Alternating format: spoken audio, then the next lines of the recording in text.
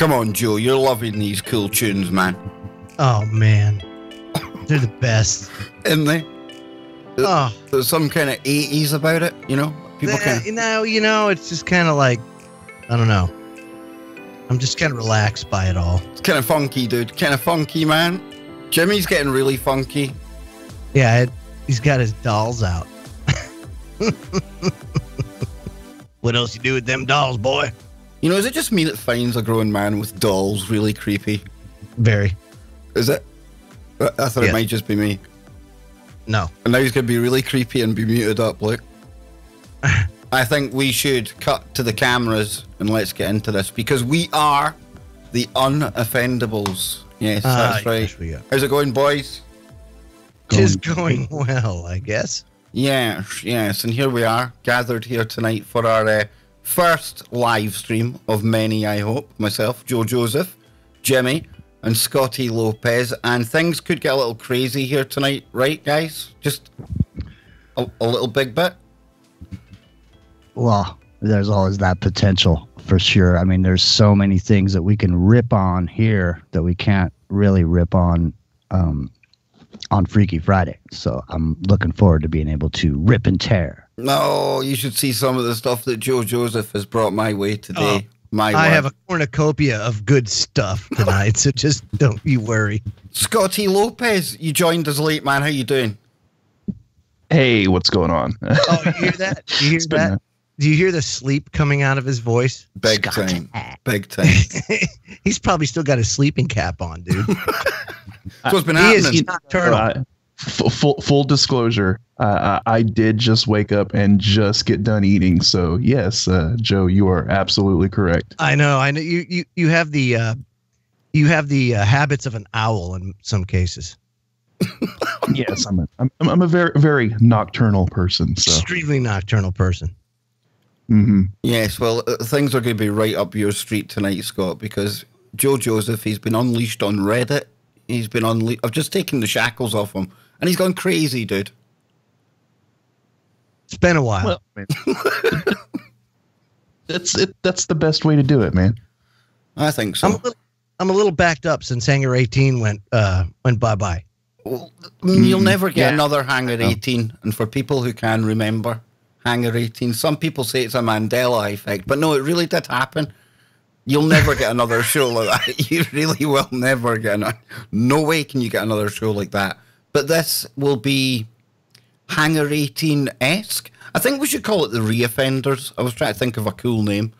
I thought the Unoffendables, but really we're the ones that are going to be really offending people tonight, most likely, wouldn't you say? Yeah, the Reoffenders. I like the sound of that. That's a good one. Hashtag the Reoffenders. I think that's a good one. The chat room, you can chip in on that as well.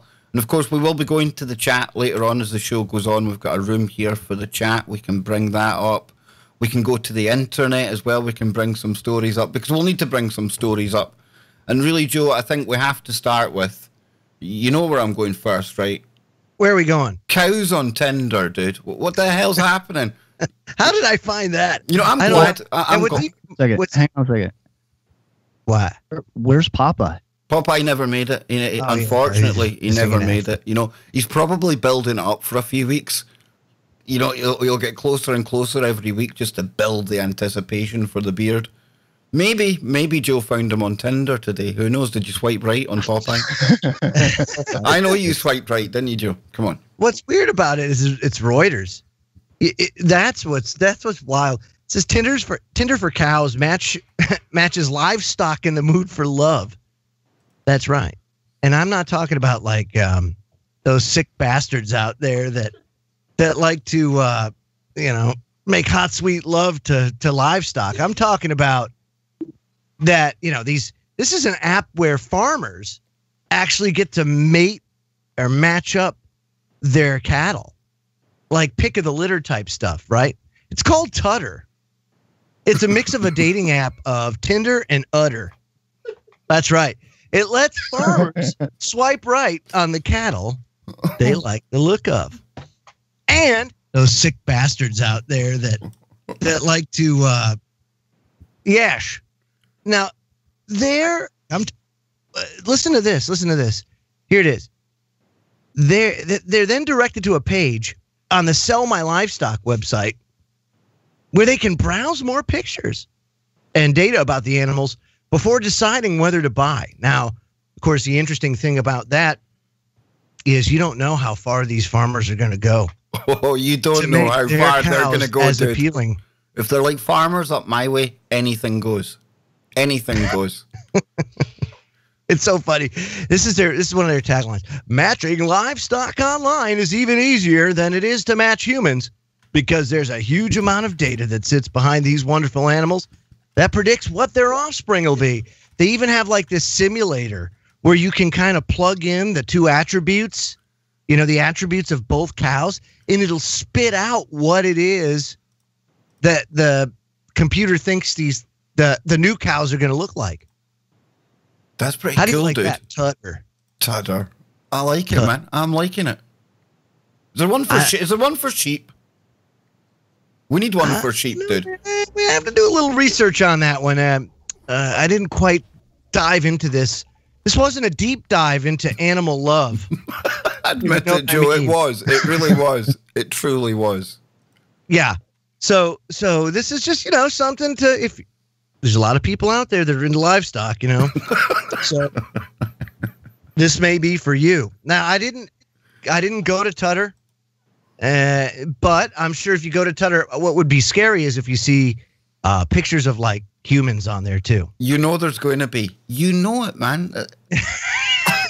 Dude, I've seen people in this country going to court for like making kind of amorous moves towards traffic cones, pavements. Some did their kink on for concrete, dude. These cows, you absolutely know there's a market for this, right? Cattle market. I couldn't believe what I saw when I saw it. I really couldn't. And but again, these days nothing surprises me. Well, I was just going to say, is this not like indicative of the times that we live in? That there's apps now for cow love. We're screwed. Jimmy, you look like you're sinking off camera. That's going to be relevant for a story we get into later on because we're going to be covering the Titanic. But come on, man. What's going on in the world, dude? I'm leaning over. I know. I'm sitting in a giant throne-like chair. Have you ever partook in any of these dating apps, Jimmy? No, I've never used the apps, but I did at one point. I was doing some research.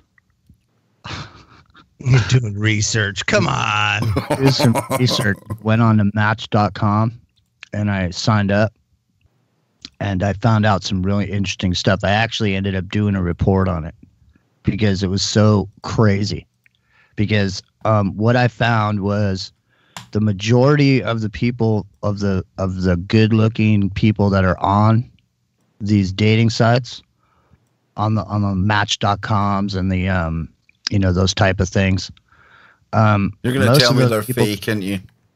They join and then they quit.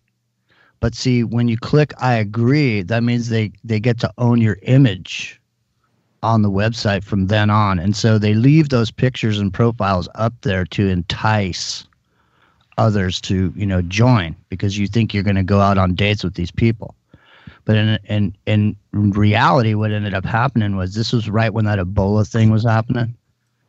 And there was all these people on there that looked like they were living in New York and in different places around the country, but they were actually in Kenya trying to get out. It's like almost as soon as you would contact one of them, they'd come back and go, "Well, I'm not in New York. I'm in Kenya." I mean, I could tell you guys some stories of some people that were on there. Dude, I'm just sitting looking at this, man. Isn't that a fine-looking specimen of a cow we've got there? 3 British blue. Yeah, Limousin cross breeding bulls, 3 of them. A party.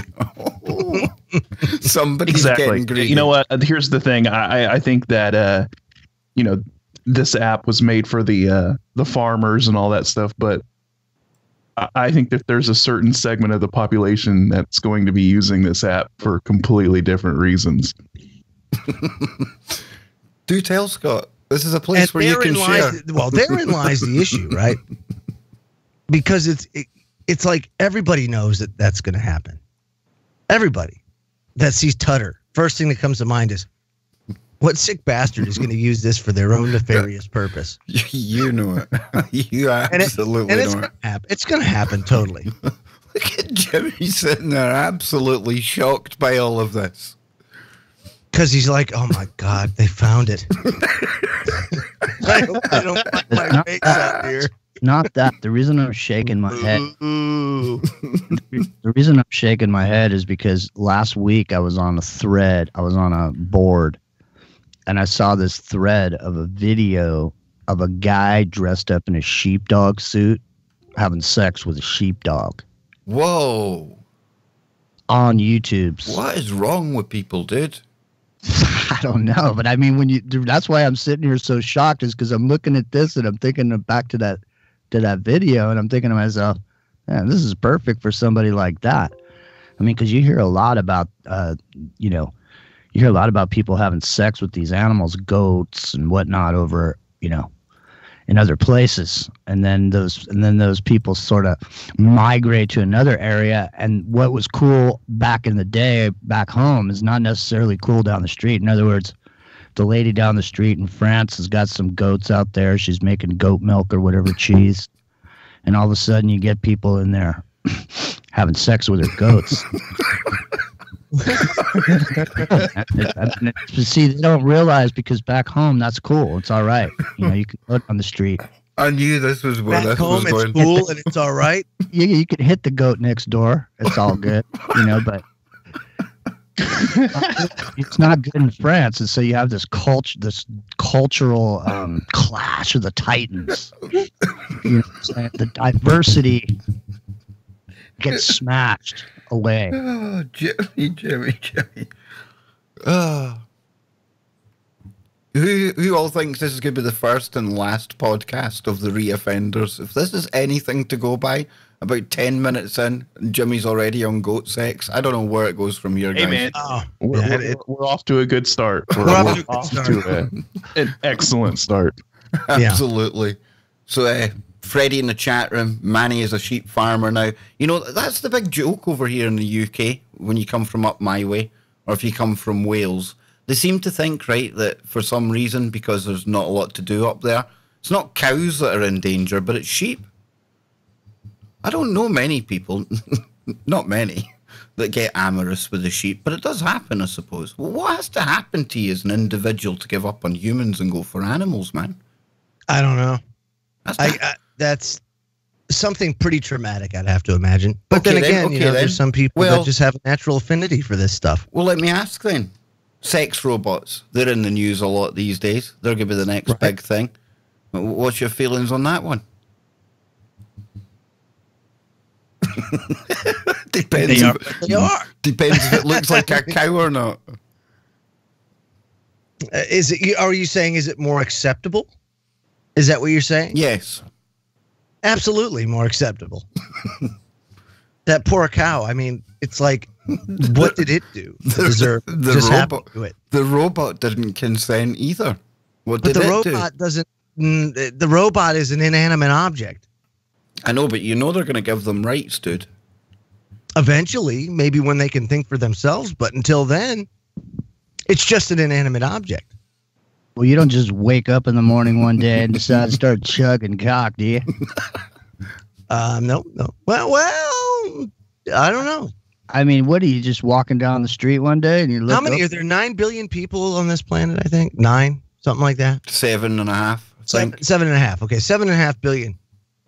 The chances are probably more favorable than not that somebody is born with that affinity.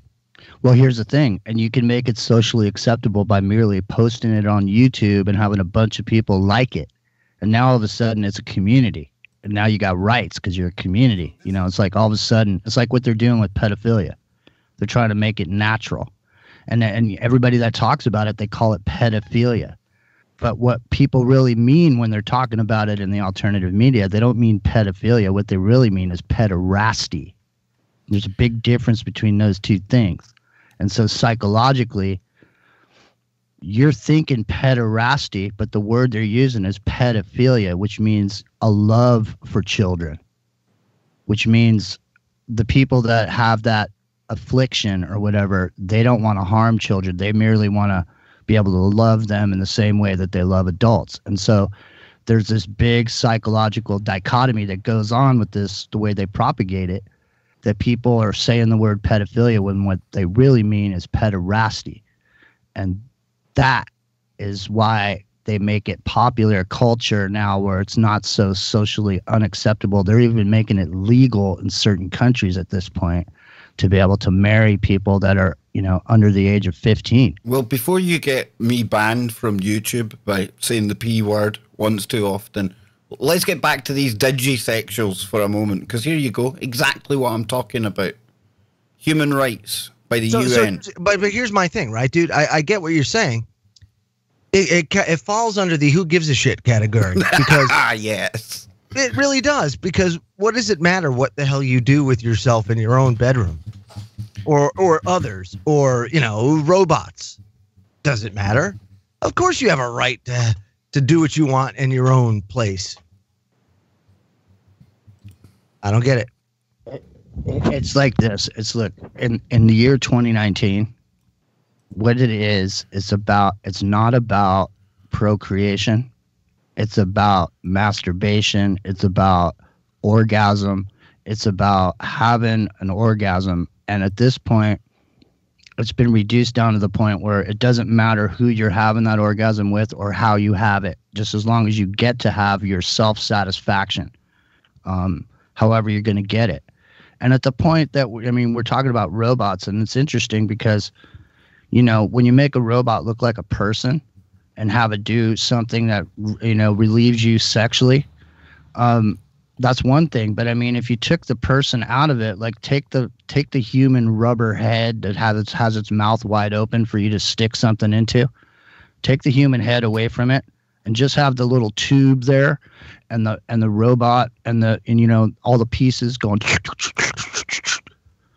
I mean, is that how it goes? Yeah, just checking, because I don't know how it goes. So maybe you can, like. Well, I'm just saying, I'm doing the motion as it would be in order. So that's what's so good about videos. You get to see all my hand motion. Right. Just wanted to make sure that's okay. Scott, come on, man. Bring some sanity back to the chaos, dude. I don't know if I can bring sanity back, but going back to the whole tutter animal thing and talking about making things more socially acceptable, the first thing that kind of popped in my head is, you know, you've heard of these people called furries, right? Yeah, dude. Yeah. The ones that like dress up in big costumes and that. Yeah. Well, you know, we're talking about people who have a attraction towards animals and like to role play and dress up in these furry fox wolf outfits or whatever animal they feel they identify with and that they enjoy. I prefer to go as the Chewbacca. There's a giant community of these people, right? I mean, they see themselves as, like, you know, part of this segment of society that demands people kind of, you know, give them their rights, and, you know, it's become this kind of socially acceptable thing, and it's just crazy, you know. it's pretty wild, but, you know, those images of the furries immediately popped into my head whenever we were talking about all of this and stuff. So it's just you're like interesting. You see, I can't even go and Google furries because who honestly knows what's going to come up in that Google search? I mean, I know we can kind of you don't know. No, you really don't. And do you really want to know? No, you don't want to know. No, absolutely because there's some really crazy people out there. Like, for example, there was an article recently that, and this is, you know, we're not talking about, when it comes to fake news, we have some of the best peddlers on the face of the earth at the Washington Post. They report that a Virginia woman was arrested after hiding her mother's corpse under blankets for 44 days. So you have to wonder, first of all, why that is when you see a headline that is like this, but could you imagine the stink? Oof. Because you're just hiding her mother's corpse under blankets. That's it. Just blankets. The blankets aren't going to keep the stink in. No. This Virginia woman was charged with concealing a dead body after hiding her mother's corpse in their home for 44 days. Joe Whitney Oatland of Bristol hid the corpse of Rosemary Oatland, her 78-year-old mother, under 54 blankets, 54 in their Southwest Virginia home. And Crawford said a letter written by Joe Whitney Oatland that was found in the home indicated her mother died December 29th, and she covered it with blankets after failing to revive her. Oatland then padlocked a door and refused to let relatives visit the home. Apparently, mommy was getting benefits. And she didn't want it to stop. Dude, there was almost an absolutely identical story that happened in Oklahoma. Is that right? Recently. Because, I mean, is it worth it? Yeah. But, well, why wouldn't, look, just out of curiosity, though, Scotty, why wouldn't you bury her? I mean, just put her in a freezer. Get rid of that shit. But 54 blankets? Are you kidding me? Really? There was a guy whose elderly father died in the house, and he basically just shut the door and just left him in the room. And relatives were calling, wanting to know how the dad was doing, and of course he was being, just dodging the question, saying that, oh, he's not there or he's not feeling good and blah blah blah blah blah. Well,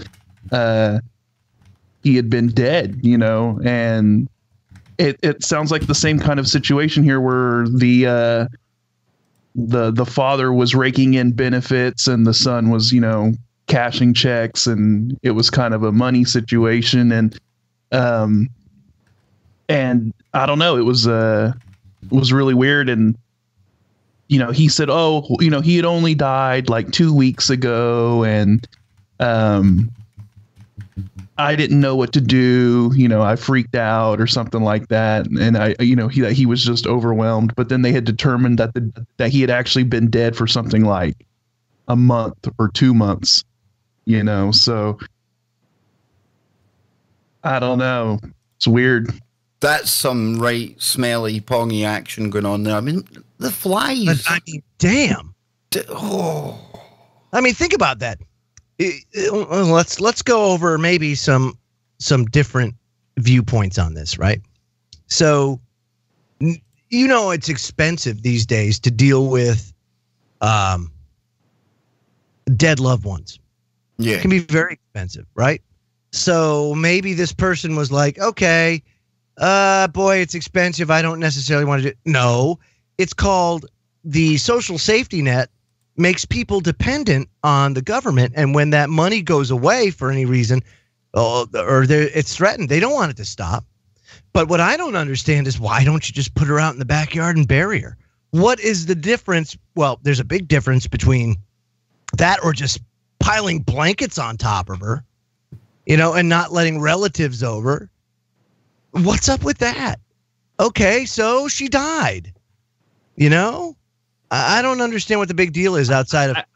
I think in the two cases that we're talking about here is that we could possibly. Well, I know for a fact the one I'm talking about in Oklahoma, it was a case of neglect, and the guy wanting to rake in the cash that was coming in that his grandfather was bringing, the benefits and stuff like that. And so that's why when the father died, he kind of hid it from the family and all of that stuff. And they said, he was cashing out, thousands of dollars worth of checks and all of that stuff. So there's that. And, I just wonder if that's the same kind of scenario that happened with this lady, Could be. But I can tell you this, whatever it is, it's not good enough to have to pile 54 blankets and deal with the stink. I just don't understand why. Danger. That's like a good. I mean, wow. You've smelled an animal, right? You're going through the woods or something. An animal rotting is bad enough, but awful. Somebody in your house? No way, dude. No, you ain't getting rid of that smell. I don't care how you clean it. No, there's no amount of oust or whatever that'll get rid of that. Now, I've seen enough of these like CSI programs to know that that ain't working, man. You need to get like the chainsaw out, plastic, get it all divvied up, and get out of there, dude. Burn, baby, burn. That's the only thing you can do there. Wood chipper. When the terrorist attack happened, and they had that the colored scheme where you'd know if it was really dangerous. Yeah, man. Yeah. And they told you to go down and buy duct tape and plastic. Oh, yeah, duck and cover. And you know why? It was because when you die in your house, they don't want the stink coming out. So they want you to tape yourself in there with plastic. So when you die off in there, they don't have to smell it. And they just wait it out until the smell goes away. And then that's when they come back and pick up the bodies after the... Imagine you're on like Tudder. And you think you're away to meet a cow in a field, and eventually you meet the farmer. You get back to his house, and his whole house is done in like plastic walls and sheeting and stuff. Get out of there. But that's my top tip for the day. You go home on a hot date, and the room's covered in plastic. Get out. You ever hear that Elvin Bishop song, "Stealing Watermelons"? No. It's a great one. He's stealing watermelons off the vine, and he meets the farmer's daughter. Joe, how many farmer's daughter jokes do you know? Not many, man. I'm not really a farmer's daughter joke kind of fella. So your car never broke down somewhere out in the woods, and you had to walk, and you all of a sudden came upon a farm. You walked in, and there was the farmer, and he was sitting on the porch. He's playing his banjo. Well, somebody in the chat room, David, says every topic that exists has now been covered on the Kev Baker Show. Absolutely, but after tonight, we're going to cover every single topic that we couldn't cover on the Kev Baker Show because it's true. Like, for example, according to AR Media, there we go. An elderly man in Turkey was sentenced to read Erdogan's biography after insulting him.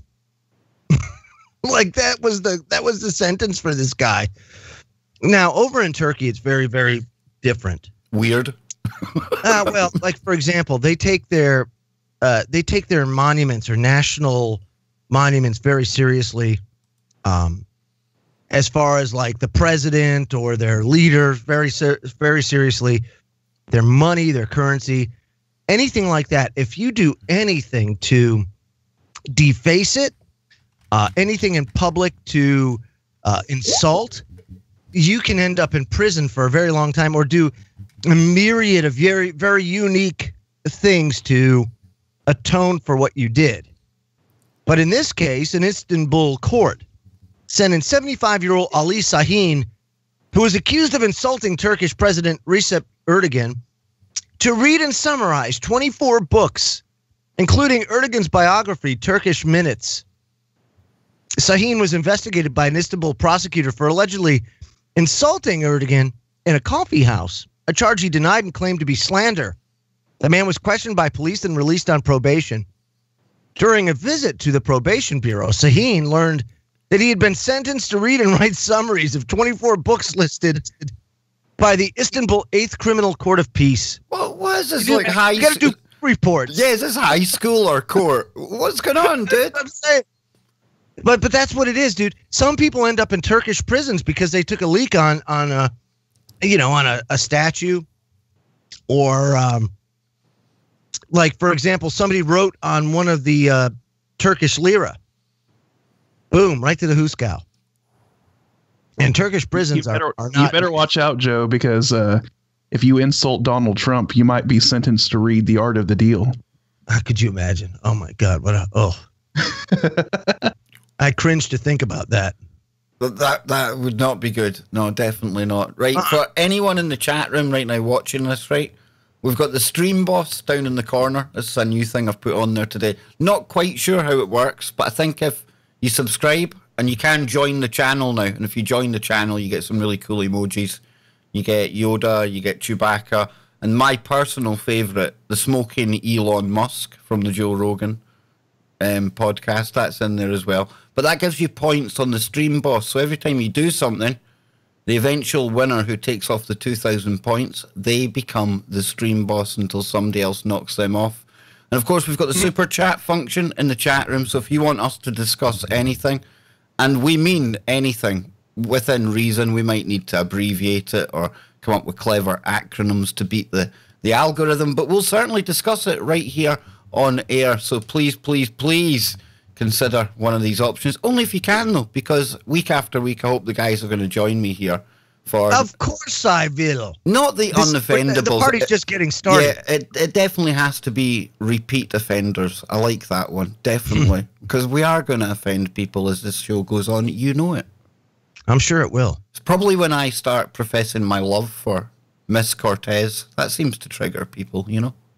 It triggers me. Speaking of which, Kev, for those of you out there in the chat who can't see the wonderful Skype video window that I can see, I notice on the top of Kev's desktop, he has no. Ocasio Cortez just sitting there. My. Look at you. Oh, busted. Oh, boy. Oh, no. I suppose I really should share that one with the listeners then, you know, since you absolutely busted me. I thought I had that one tucked away. Busted. Damn. Kev, you gotta be smart than that. At least tuck it behind a window where nobody can see it. I don't even, you don't even have to hack me to find me out, Scott. I'm busted, dude. Scott, were you the one that saw that part of the browser that Alex Jones had open, and somebody tracked it down and found out that he had a certain sexual preference? Was that right? Was he into that? I remember the story, man. Honestly, we're just reporting the rumor of it because I haven't ever looked into it. Jonesy, right? Let's talk about the screenshots and all of that stuff, and I don't know. Let's get into this. It's probably possible, but because it is topical, Jonesy and Rogan, what's going on there? What the hell's going on? I seen you, Scott. Ever since Rogan had Jack Dorsey on from Twitter, right? And he caught a lot of backlash for that interview because people were expecting Rogan to take him to task, right? Especially with all of the social media censorship and all of that stuff. And at least they expected him to, stand up for Jones, being deplatformed and all of that. And well, for anybody who has actually seen the interview, you can see that he basically threw Dorsey a bunch of softball questions, never challenged him on anything and all of that. And so obviously Alex took offense to that. And so he started calling Rogan out. And now we have the war between Rogan and Alex going back and forth with all of this. And I would say this is a pretty good contender for the top 10 anime betrayals, right? I don't know. I'm trying to figure out what Jimmy Jeans is up to. It's like he's like an air traffic controller or something. He's like guiding in a plane or something. He's coming up with hand signals. He's covering his mouth. What's going on, Jimmy? I was covering my ears, I was covering my eyes, and I was covering my mouth. Because you hear no evil, see no evil, speak no evil. Come on. We know you love Jonesy, man.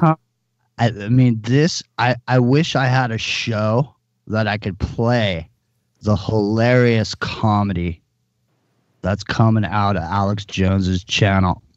He literally said the other day, Jesus told him to destroy Alec or to destroy Joe Rogan. I know, isn't that crazy, dude? I'm watching his meltdown. Lost his ever loved mind. Yeah, I'm one of his biggest fanboys. You know that. I usually stick up for him all the time. But this is bad. It's like he's I don't know. It's like a spoiled child. It truly is. But Scott, you came up with a good comment I seen on Facebook, and you were saying, in the end of the day, this is the most exposure that Jones has had on YouTube since he's been kicked off it, because he's got the biggest channel on there talking about him.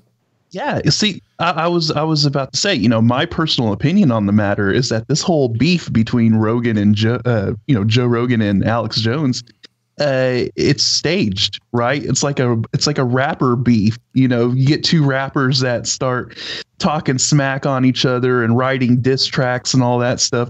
And what happens? Well, it just increases the popularity of both rappers, and they both know that, right?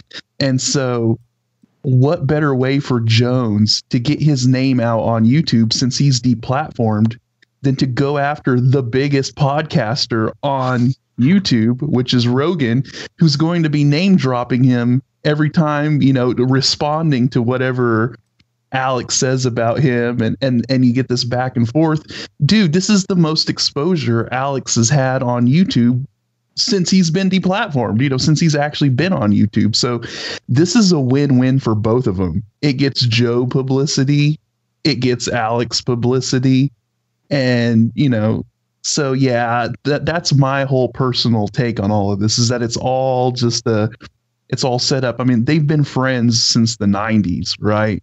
And I don't see something like this just completely, I don't know. Just my gut feeling on this tells me that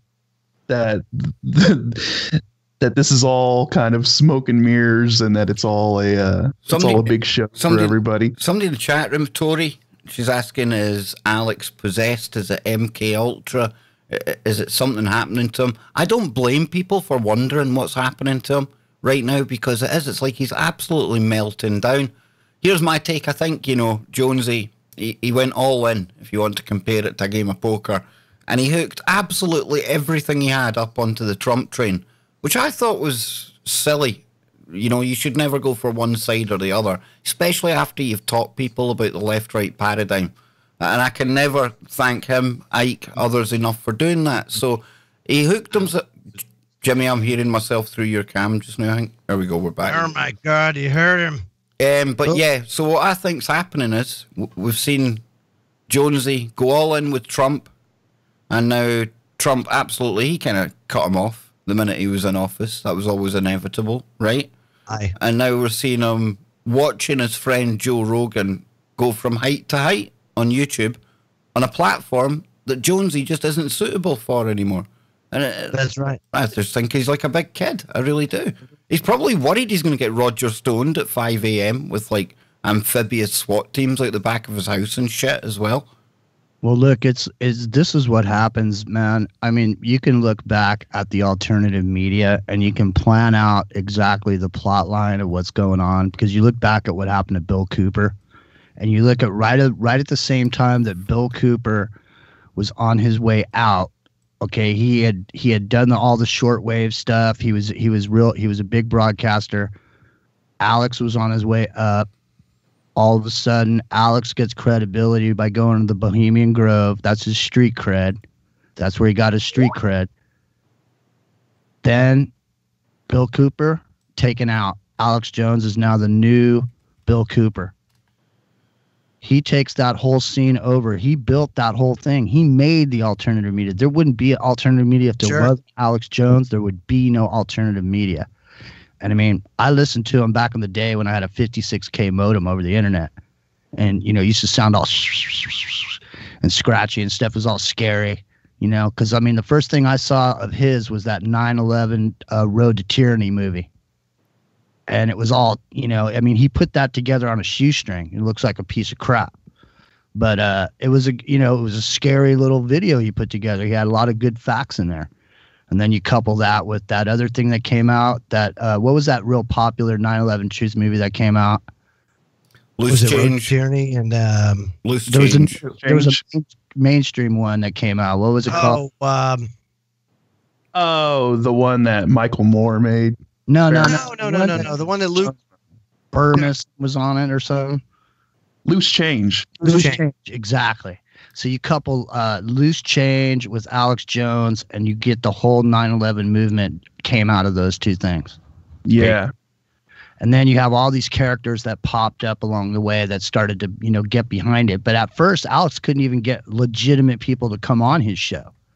And when he ever got somebody, any legitimate person he got on the show, he would say that person's name 1,000,000 times during the interview and say who they were and where they were from to legitimize his operation. And he was the one that got all these people to step out. He's the one that brought up what's this guy now? Jerome Corsi, right? Without Alex Jones, there'd be no Jerome Corsi. Oh, come on. He was an author long before Jonesy he was, but nobody heard of him. I'm just saying, Alex Jones made him into the Jerome Corsi that we all know. And he legitimized him on the show by saying stuff like, oh, yeah, Reagan administration, blah, blah, blah, blah, blah, blah. And right. And so now he's legitimate. He used to be in the Reagan administration. Okay. So on the one hand, he's beating the heck out of the government and saying how you can't trust him. And then he brings a guy in that used to work for the Reagan administration and props him up as somebody we should listen to. And now cut to where we are today. Look at where Jerome Corsi is. Look at some of these characters. Look at this. Man, you want to talk about something funny? No, I want to talk about Roosevelt. Big shout out to Roosevelt. Love your work, Kev. Keep it coming, and we'll definitely be back week after week. There'll be more hot damn live streams to come as well. But yeah, Jonesy and Rogan, we'll need to keep our eye on that one. I don't think it's finished yet. Absolutely not. There'll be more drama to come. Everything's a drama these days. That everything is a drama. You know this thing called Oath Keepers? Yeah. You heard of it? All right. I just want to put this out there. Think about this. Okay. First of all, the guy that puts it together, when you join Oath Keepers, you sign an oath and you sign it on paper and you say, I will follow the Constitution, blah, blah, blah. But then you join the club where the guy has so many hundreds of thousands of members. This guy makes $1.2 million a year just off memberships of getting you to say you're going to follow the Constitution. Now, he's basically created a list of all the people that are going to get a bullet in the head as soon as something happens, and then you get him coming on Alex Jones's show, promoting that thing on the show. Now, okay, if he's making $1.2 million a year off subscriptions to be an Oath Keeper, how much is he paying to get promoted on the biggest quote unquote patriot channel there is? How much is he paying Alex to go on there? Because Alex is helping create the list. By putting that on the show and having people be aware of it and having real people who want to follow the Constitution. They want to do the right thing. But what's going on there? Somebody's making millions of dollars. There's a list. It's a business. It's all a business. Everything's a list, Joe, isn't it? Right. Everyone's on a list, man. Everything's a business. Right. There's a lot of people that'll defend him. But it doesn't matter how many good things you do. One aw shit ruins a dozen attaboys. Yeah. And he's been laying a flipping egg lately, big time. And you say what you say about him. He's done a lot of good, and there's no doubt. There's no doubt. But right now he's having a lot of issues, and it's starting to manifest itself in the way that he's presenting himself, both on the air, the way he's maintaining himself. You can see it. And mental strain he's under. Dude, it's got to be tremendous. It's got to be tremendous. There's no doubt. The threat of getting Roger stoned at any moment, totally. Yeah. The stuff that's happened recently in his personal life, the deplatforming, all of that stuff has got to have some huge effect on him. When's it time? See, the thing is when is it the wrecking ball time? Okay, so the next part of the script would be some dramatic exit from the scene for Alex Jones. Okay, he's gotten to the point where it is where it is. He's milked it as far as he can take it. He's gotten the last cent that he's going to get, and then comes the shootout. He gets shot. Did you know Bill Cooper only had one leg? Did anybody know that? Yeah, they shot him in the back when he's running away with his one plastic leg. Because he didn't pay his taxes. So, I mean, that was a dramatic end for Bill Cooper. I predict a dramatic end for Alex Jones. Somewhat. It doesn't. I'm not saying he's maybe he'll end up in a cave somewhere. That's what I'm thinking. And maybe when he does, he'll find an entrance to hell. You mean like Bin Laden? You mean like Bin Laden? Yeah, the CIA can use him. They all live in caves. Yeah, man. Yeah, because he's a terrorist, because that's what he is. He's a terrorist. He can threaten SJWs from his cave in the Tora Bora. And it's funny, depending on which one you go into, you might find a little surprise. Like this one, according to Sky News, that say hundreds of witches' marks, including entrance to hell found in caves at Cragswell Crags over in the UK.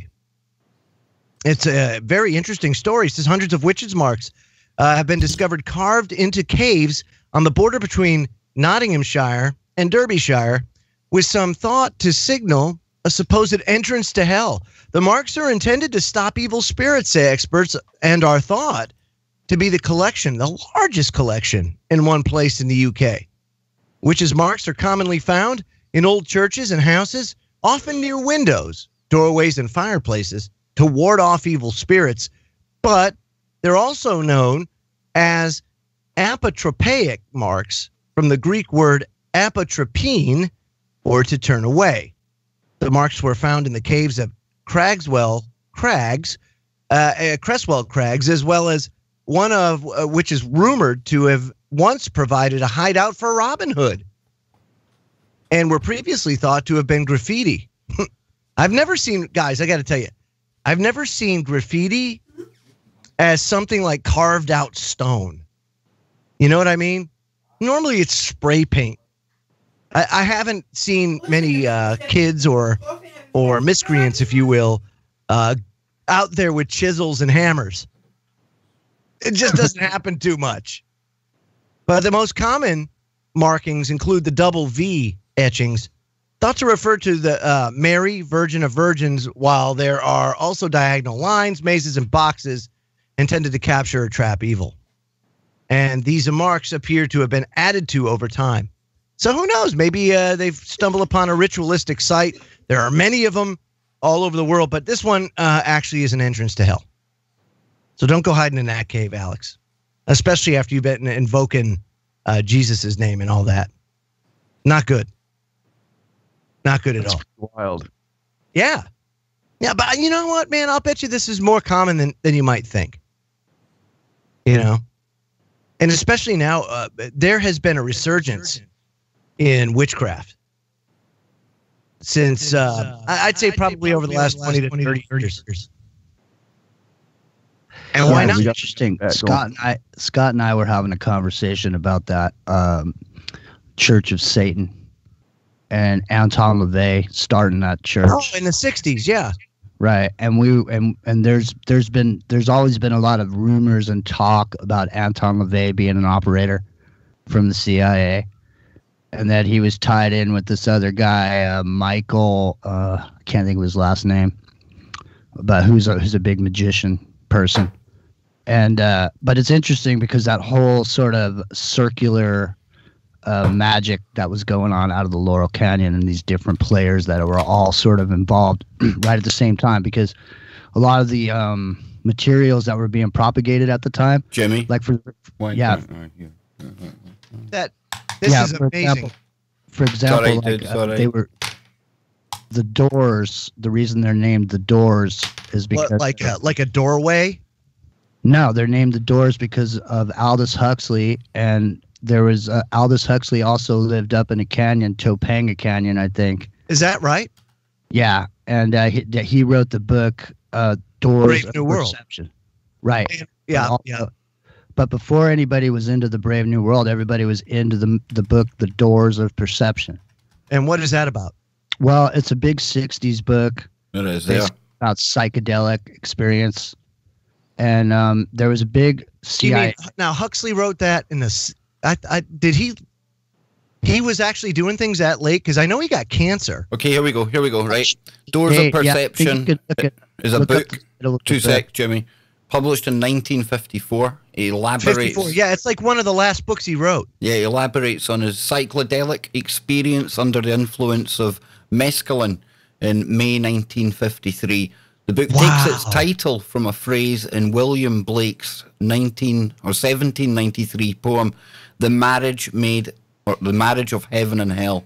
Huxley recalls the insights he experienced, ranging from the purely aesthetic to sacramental vision, and reflects on their philosophical and intellectual implications.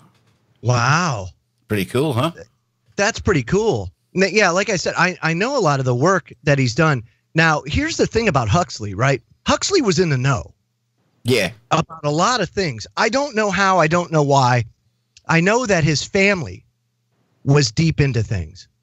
You can go and look at many people in history, and they know things. Like, for example, Bernays sauce, right? Yeah. The man, Bernays sauce, was very, very, very, thank you, very in the know. And he kind of let everybody know that in his book, Propaganda and Crystallizing Public Opinion. Those were hugely important works that kind of laid the groundwork for what we know as like modern day society, however, and the control of modern day society.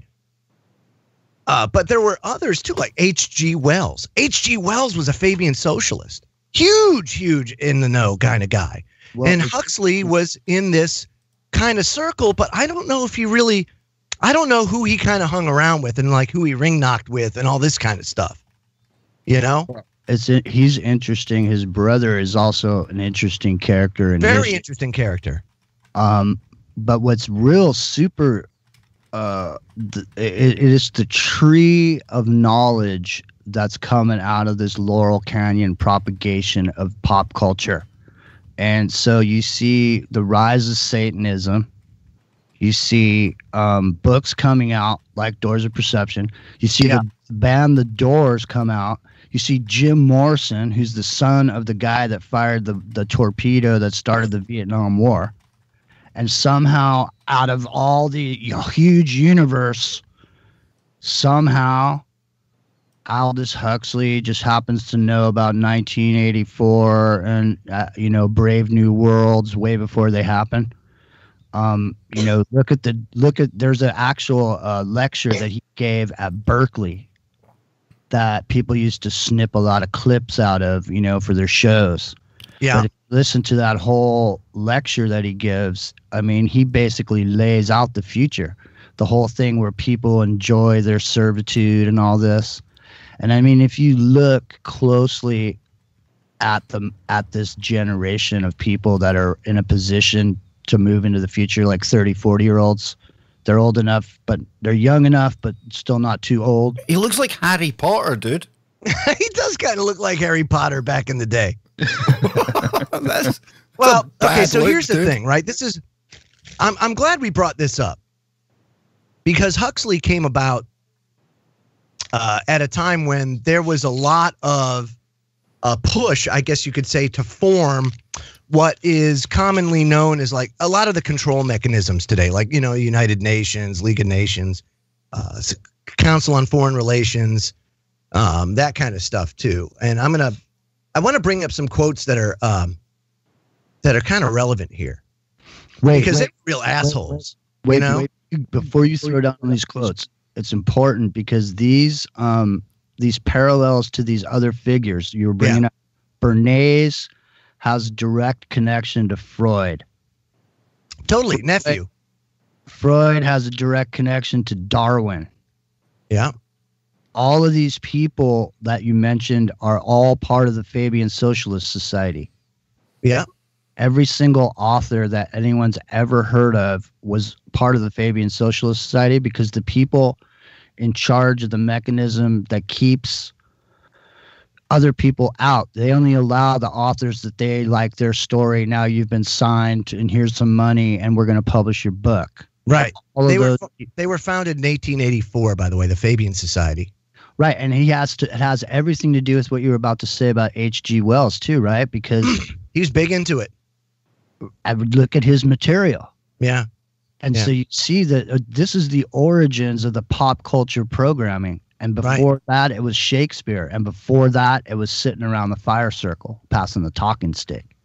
Yeah, so the Fabian Society actually took its name from Roman general Fabius Maximus, who fought Hannibal's army in small, debilitating skirmishes rather than one decisive battle. Now, think about that for a second.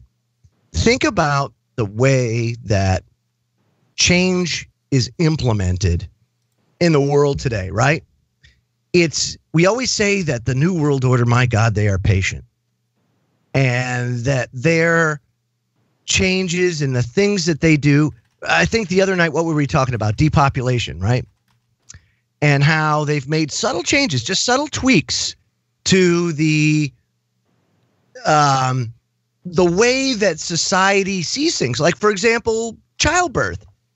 Whereas at the turn of the 20th century, families were having 18, 19, 20 kids because you had to survive.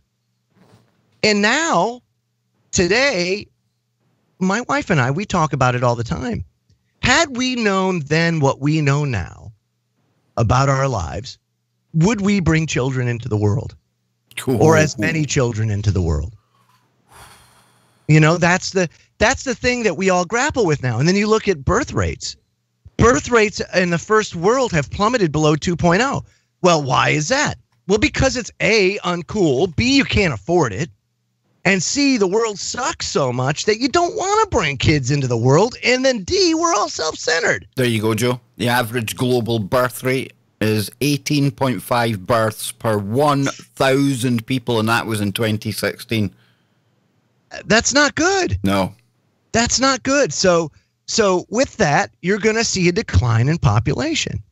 But they've been talking about this for a long time, you know, and these control freaks, if you will.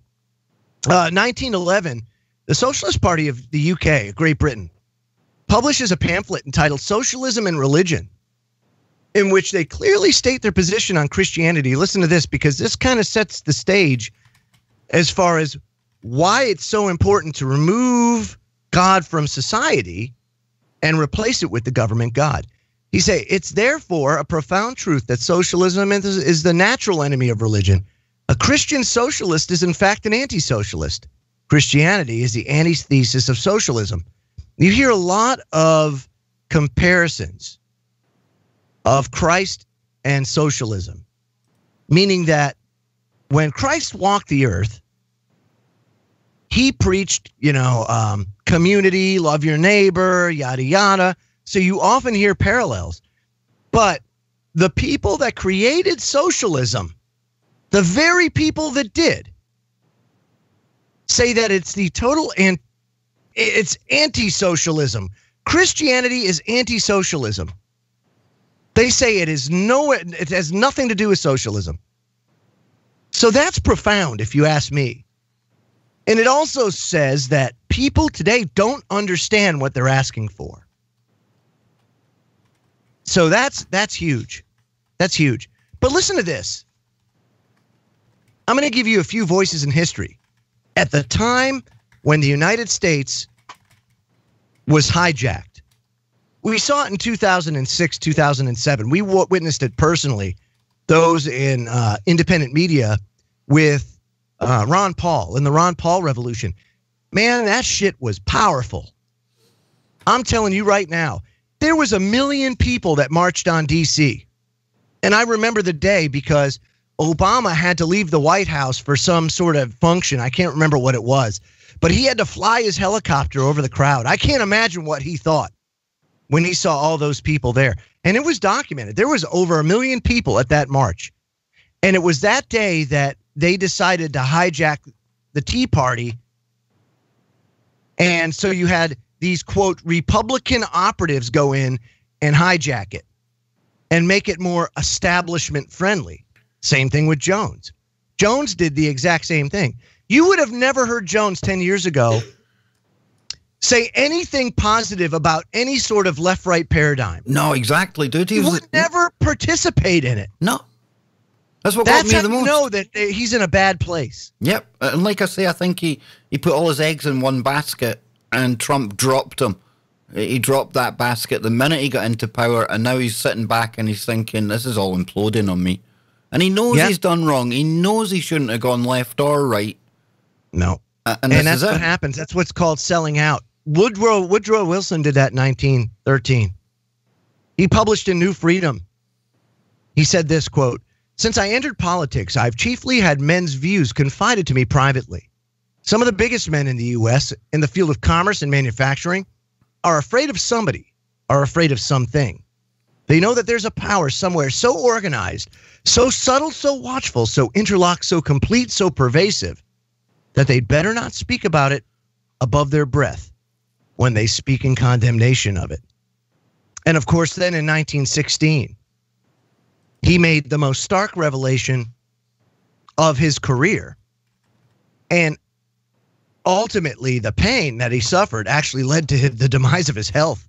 He suffered a stroke soon after, and basically his wife was the president for the last 2 or 3 years of his presidency. But Woodrow Wilson said this in 1916 after signing the Federal Reserve Act into law. He said, "I'm a most unhappy man. I have unwittingly ruined my country. A great industrial nation is now controlled by its system of credit. Our system of credit is concentrated. The growth of the nation, therefore, and all our activities are in the hands of a few men. We have come to be the worst ruled, one of the most completely controlled and dominated governments in the civilized world. No longer a government by free opinion, no longer a government by conviction and the vote of the majority, but a government by the opinion and duress of a small group of dominant men."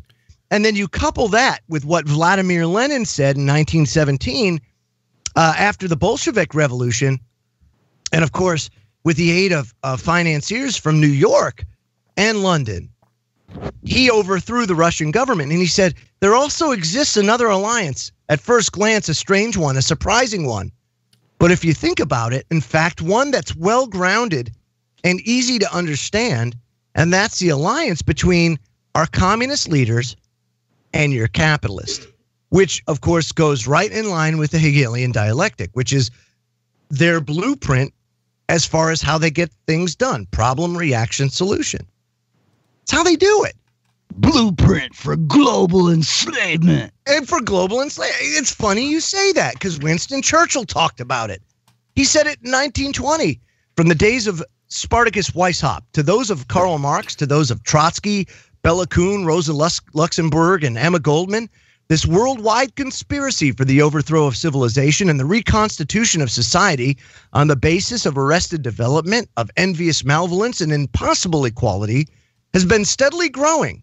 It played a definite, recognizable role in the tragedy of the French Revolution and has been the mainspring of every subversive movement during the 19th century. And now, at last, this band of extraordinary personalities from the underworld of the great cities of Europe and America have gripped the Russian people by the hair of their heads and have become practically the undisputed masters of this enormous empire. He's talking about Russia, and he's talking about the fact that it's that small group of control freaks, the same group of control freaks today. You take a look at the mainstream media, right? How many people own it? 6. That's a very small group of people to be controlling the entire mainstream media. It's right? Concentrated. I mean, it's concentrated and the viewpoints are propagated. Exactly. And it goes in heavy rotation. Stuff's in heavy rotation, just like when there's a popular song on commercial radio. Sure. They play that song every 15 minutes because every 12 minutes somebody changes the station. And so even though if you sat there and listened to the station for 8 hours straight, on the 8th hour, you'd start hearing the same music you heard 8 hours ago starting all over again because everything's programmed. The DJs today and the FM radio stations that you hear, they're not playing anything. They're not touching a radio. They're not touching a record. They're not clicking anything. It's running in the background. I mean, it's all programmed. It's interesting only because to me, I'm driving down the road and I'm listening to a station over here in San Francisco called 107 The Bone. Okay, The Bone. I heard you love The Bone, Jimmy. I love The Bone. Do you really? It plays the music that I enjoy while I work, right? Which is what? Classic rock. They're still playing the same exact 50s. Jimmy, define classic rock. What is classic rock to you? Classic rock to me, or what is classic rock on these stations? No, what is defined as classic rock these days? Well, it's all these songs that you hear, Break On Through to the Other Side, Sweet Home Alabama. No, those are considered oldies now. Okay, so those are oldies, classic rock style. It's like 80s and 90s now, because classic rock. But the point is like when I guess what I'm trying to say is that I'm officially old now. Okay, well, what I'm trying to say is, and that means you're ancient. What I'm trying to say is that radio station's still on the air. They're still playing exactly the same songs they were playing 30 years ago when I was doing the same work that I'm doing right now. Are you saying like it's Groundhog Day for you, dude? I'm just saying that in every single big city across the United States, there's a station exactly like that, playing exactly the same music, and there's guys like me driving around in vans. Are you cloned? Is it a clone of you driving in the van? I'm just saying. Mike T in the chat room says classic is 20 years old. All right. Well, so that would make a Limp Bizkit classic. Limp Bizkit's classic rock. That's not good. You want to bust my balls over technicality, but you're brushing over the whole technicality of what I'm saying. No, it's interesting that Jimmy brings that up though, because I actually did a little bit of looking into this, and the reason why you hear so much repetitive crap on the radio, like the same stuff being regurgitated over and over again, like you go to tune into your, like Jimmy said, your classic rock station or even your alternative rock station, right? They put the same like grunge tracks in rotation over and over again, same Alice in Chains songs, the same Nirvana songs, and you don't hear anything new being played on the radio. And the reason why that is because the radio stations are owned by the big record labels. And so there's only a small sort of sample of music that they push through on the radio stations. Gatekeepers. And any of these, they are gatekeepers. And any of the new music that comes out, like new artists or anything, if they're not on these big record labels, they don't get radio airplay at all. And that's why you have to go to the internet. That's why you have to go to YouTube or any of these other alternative outlets to actually find new music, because it's crazy how much music you hear and you're like, why isn't that being played on the radio? These guys have talent. You know what I mean? Well, the point I was trying to make, they're not in the system. They're not on those big record labels, and so they don't get radio airplay at all. The point I was trying to make is I've been listening to this station that's been here in the Bay Area. They're having their 30-year anniversary this year, and they're having Sammy Hagar going to be there. He's going to be the MC of the show. Wow. And they're he's ancient. I know, right? That's what I'm saying.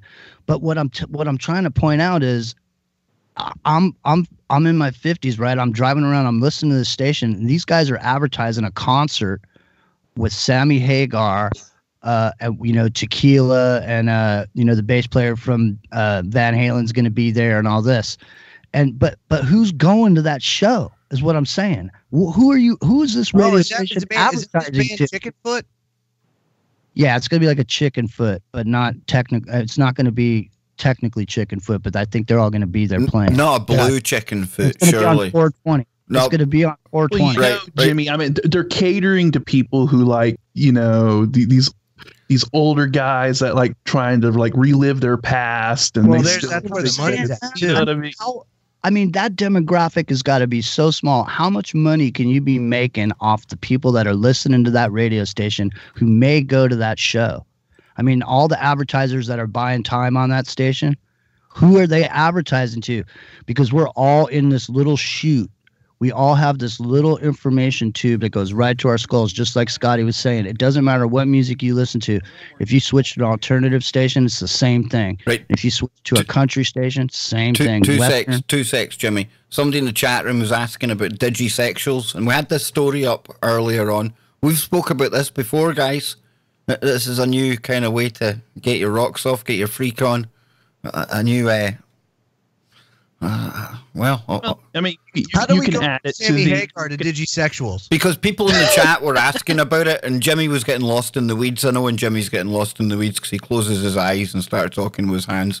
So I was going back to the chat, Jimbo. I was closing my eyes because, man, I'm telling you, it's insane when you look at it from a perspective of advertising, which is what we were talking about. Huxley, we were talking about what was going on then. Joe was talking about Russia. We were talking about socialism, and this all has to do with everything because these are the methods. They've broken everything down into demographics. There's a demographic for every single niche, right?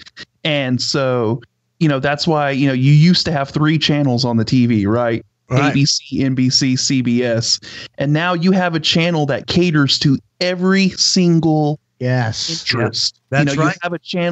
You have a channel for that plays nothing but car shows, mechanic shows or whatever. Do you see how that translates? That's Bernays to a T. Yes. That's what he did. I mean, look it used to be you buy cornflakes for cereal, and that's what you got. And so now there's 542 TV. You went from 3 TV channels to like almost 1,000. But also, a lot of reasons that was too is because the demographic used to be either you had a TV or you didn't. And then when you did have a TV, chances are it was only one TV in the house. And that means that, the elder statesman of the house was the one that made the decisions. And oftentimes that, there really wasn't much you got. And then when you did have a TV, you only got a handful of channels because there was no cable. Everything was over the air. So you just got your local stations and things like that. And then it was never 24/7. Do you remember it went off after the 11 o'clock news or after late night TV? And it wasn't worldwide either. And it wasn't worldwide. It's more national and more local. Very much so. To where you would need to pay attention to it to know kind of what was going on in your area. That was your information portal. Right. And that's why it was so important for that to be, we were always told that was a free press. We were always told that we could trust the old Walter Cronkite on there, and because he sat up there and he looked all. But you had more of that feeling like that. He gave you that he kind of set the table there. And even Dan Rather, as he's saying back into the left and Kennedy's head's going forward. People are like, oh, it's Dan Rather. Duh, must believe. Duh. I heard Clyde Lewis do a show, and he sat there waxing poetic about all these old journalists and all this. And I mean, how on the one hand can you sit there night after night, 5 hours a night, talking about conspiracies on the one hand, and then go around and stroke some mainstream media guy who was a mouthpiece for the organization, just like they are today. Yeah. There's no difference between those people today and the people from yesteryear. They're all on the same program. Yeah. Now, who is Walter Cronkite? Why did you listen to him in the first place? Well, he was a journalist. He went around and he found stories and he was from CBS, and by God, he was reputable because he, they wouldn't put him on the air every night if he wasn't. Yeah, but look at what you're talking about overall. At first, we were bringing up the Fabian Socialist, and that was the control mechanism for the media prior to there being any kind of airwave stuff. The airwave stuff comes online, starts out with radio, right? People are tuning it in. People used to sit around the radio at night just like they sit around TVs today, listening to people telling stories. The shadow knows, all that. But all the material in between the commercials was just there to get you to listen to it long enough to hear one of those commercials. And so once that was perfected to the point that it is now, where you're literally laser pointed and signals are going into your skull. That's right. And then the master butthole surfer, Colonel Edward Mandel House, goes ahead and creates the Council on Foreign Relations, which then, of course, goes and totally freaking destroys any sort of free press that might be. Because if you go to the CFR's website and you look at their membership rules, it's like it's a to-do. It's an A-list of all media personalities. So then you say, well, how does a think tank that goes and promulgates foreign policy, how is it okay that you have them colluding with media? And then you figure it out. Holy crap, they're colluding with media because that's their mouthpiece. This is what they're doing. It's the way that they get the propaganda out there. And then they go ahead and they take these ideas to Congress. They take them to our non-representing representatives or to anybody that wants to hear. Hell, they just had the Chinese here at the CFR a couple weeks back. Have you ever? They had some sort of workshop. What are you teaching the Chinese here in America if there's such bad Chinese? Booga, booga, ooga, booga. And here they are. Here they are at the CFR, coking and joking with our peeps over here. Oh, yeah, it's great. It's fine. That's happy action fun time. Have you ever heard of a cat named Dave Emery? This guy is on a radio station, public radio, called KPFK. Yes. Okay. This guy literally has spent, I don't know, I quit listening to him over a decade ago, but at that point I had listened to him for about 5 years. And his show is specifically about tracing fascists out of Nazi Germany after the war. Yeah. And he documents every single thing that he talks about.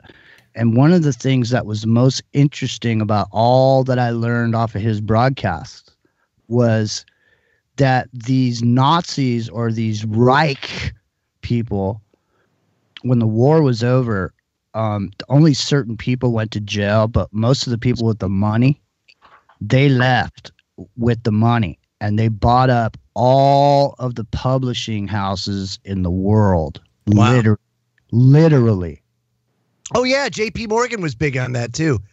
Yeah, yeah. And so at that point, you have this this philosophy behind the Fourth Reich already being in control of all the print, all the books, all the magazines.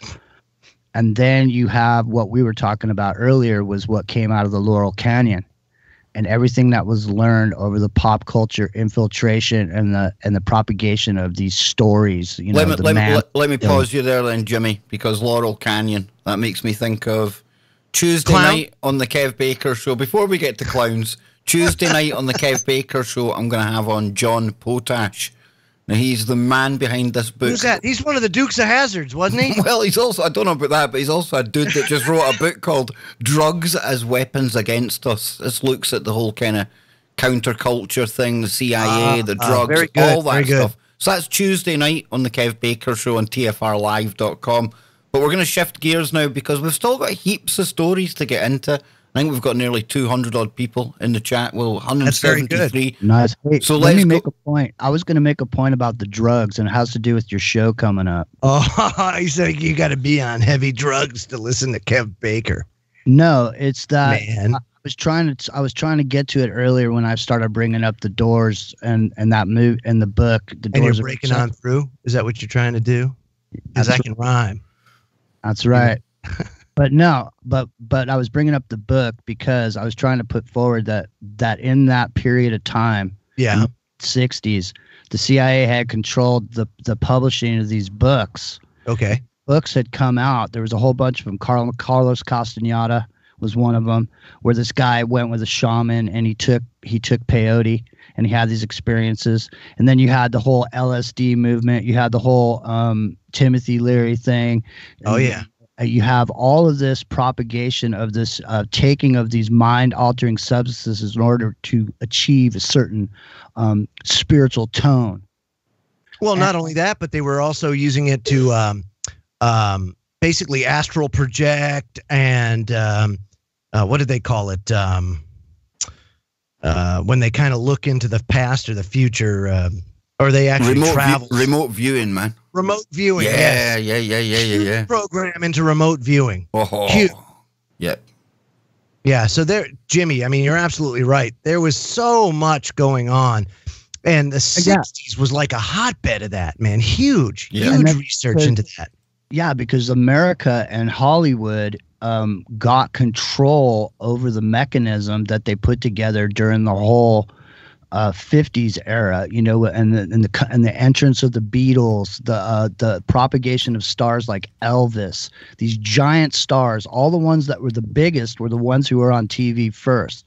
Yeah. So once they got control of the television set and they realized the power of the programming tool, you can look at the Beatles change out from being I Want to Hold Your Hand to I Am the Walrus, Cuckoo Kajoo, and they're like Aleister Crowley's on the album cover.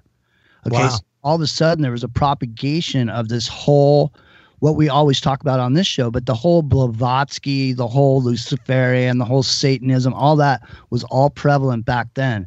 Only it was like it was woven into the fabric without it being exactly out in the open like it is now. Look at you, Joe, with your blue pen.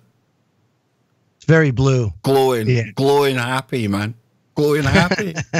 No. Speaking of glowing happy, some things that make you glow happier. Oh, yes. Do you remember as kids, clowns, they'd come over, they'd juggle, they've got their little red nose, sometimes big red nose. Clowns have kind of taken on a different, they've been stereotyped now. We'll put it that way. And Scotty, you've highlighted for a long time this whole clown controversy that's gone on here in America. I don't know how much it's gone on over in the UK, but here in America, we've got like a clown epidemic going on. It happened over here as well, Joe. Nothing stays in America. What happens in America travels around the world, dude. So you had your spatula wielding clowns over in the UK. Yeah, big time, dude. I'm one of these ones that is not keen on the clowns, Joe. Not in any way, shape, or form, man. Well, over here, we just recently had a grandma who had to fight off attackers dressed as clowns, and she used a child scooter to do it because apparently, that we got a thing too over here about guns, and a lot of people don't like it. So you know what? Let's arm ourselves with children's scooters. It says police say a Texas woman used a granddaughter's scooter to defend herself against a pair of machete-wielding men wearing clown masks who attempted to rob the woman and her husband. Right, wait a minute, whoa. Somebody comes at me with a machete. I don't care if it's ninja. I don't care if it's the only thing in the room. I'm not grabbing a scooter, dude. It's not happening. Police say Aretha Cardinal and her husband Joseph Nelson were in the driveway of their Texas City home last week when the masked men approached and placed a machete to Nelson's throat. Authorities say Nelson wrested away the machete from one man while Cardinal grabbed the children's scooter from the driveway and used it to strike the other, almost like throwing it like a Chinese star. Like a boomerang. Nelson tells Houston TV KTRK. The men tried to run away. I would too if you just wielded a scooter like that. But the couple chased them, smashing their vehicle window with the scooter. Oh, man, it just so happened that they got like the two most angry grandparents on the face of the earth. The two suspects were jailed on aggravated robbery charges. That's so funny because could you imagine? That's like something that you wish. And of course, it didn't get caught on camera. It's really too bad that it didn't happen. That somebody didn't have their smartphone out. You know that there's I think we're looking at a combination here of two really badass grandparents and two really, really dumb criminals. It's like maybe they were like retired secret agents. They didn't know. Brilliant. It reminds me of Airplane. Remember how an airplane? Brilliant film. Looks like I picked the wrong week to quit sniffing glue, right? It was the same thing. The same thing. I said, looks like I picked the wrong week to quit robbing grannies. I don't know. Oh my God! The suspects there, they don't look like the brightest light bulbs in the. No. Yeah, No, definitely not. No, but you wouldn't suspect. Here. Okay, there they are, old people. Here we are. We've got a machete. We've got masks. What could possibly go wrong? This went wrong. You don't expect scooter. You're sitting there, right? Okay, so now you're Monday morning quarterbacking the whole damn thing, sitting in your jail cell, trying to figure out how come I didn't take into account the scooter. Can you imagine telling the rest of the cats in the jail cell why you're there and why you've got a black eye? It's not good. That ain't good for your street cred. We got our ass beat by senior citizens armed with scooters. You bet they would get their ass beat. Big time. Now let me ask you this: what are the consequences of getting your ass beat by old people with a freaking child scooter, and then people find out in prison? Would you be treated like a pedophile or something like that? I think you better watch your ass because you're going to become a bitch in no time. Oh, absolutely, dude. You're going to. You got beat up with what? Come here. You're gonna be passed about like a sex like robot. A sex robot. Yeah, a hackers convention. Seriously, dude. You're gonna get played with big time, man. Not good. My gosh, it's awful. Not good. Well, okay, so I got something else. Since Joe, you've got about 50 million things, man. Are you trying to assume my identity? Yes, we are. I'm not. What I find interesting is because under my video, it says Joe Joseph, and under yours it says Jimmy Jeans. Oh yeah, we got swapped. That's because Joe went to the toilet and really messed up my stream. He never does. No one knows what I look like, so right now everybody's going. You see, the reason I put the names there, right, is because I would hate for anyone to go away from this show hating the wrong person. If we say something that offends you, if we say something that offends you, I want you to hate us, hate the right person, right?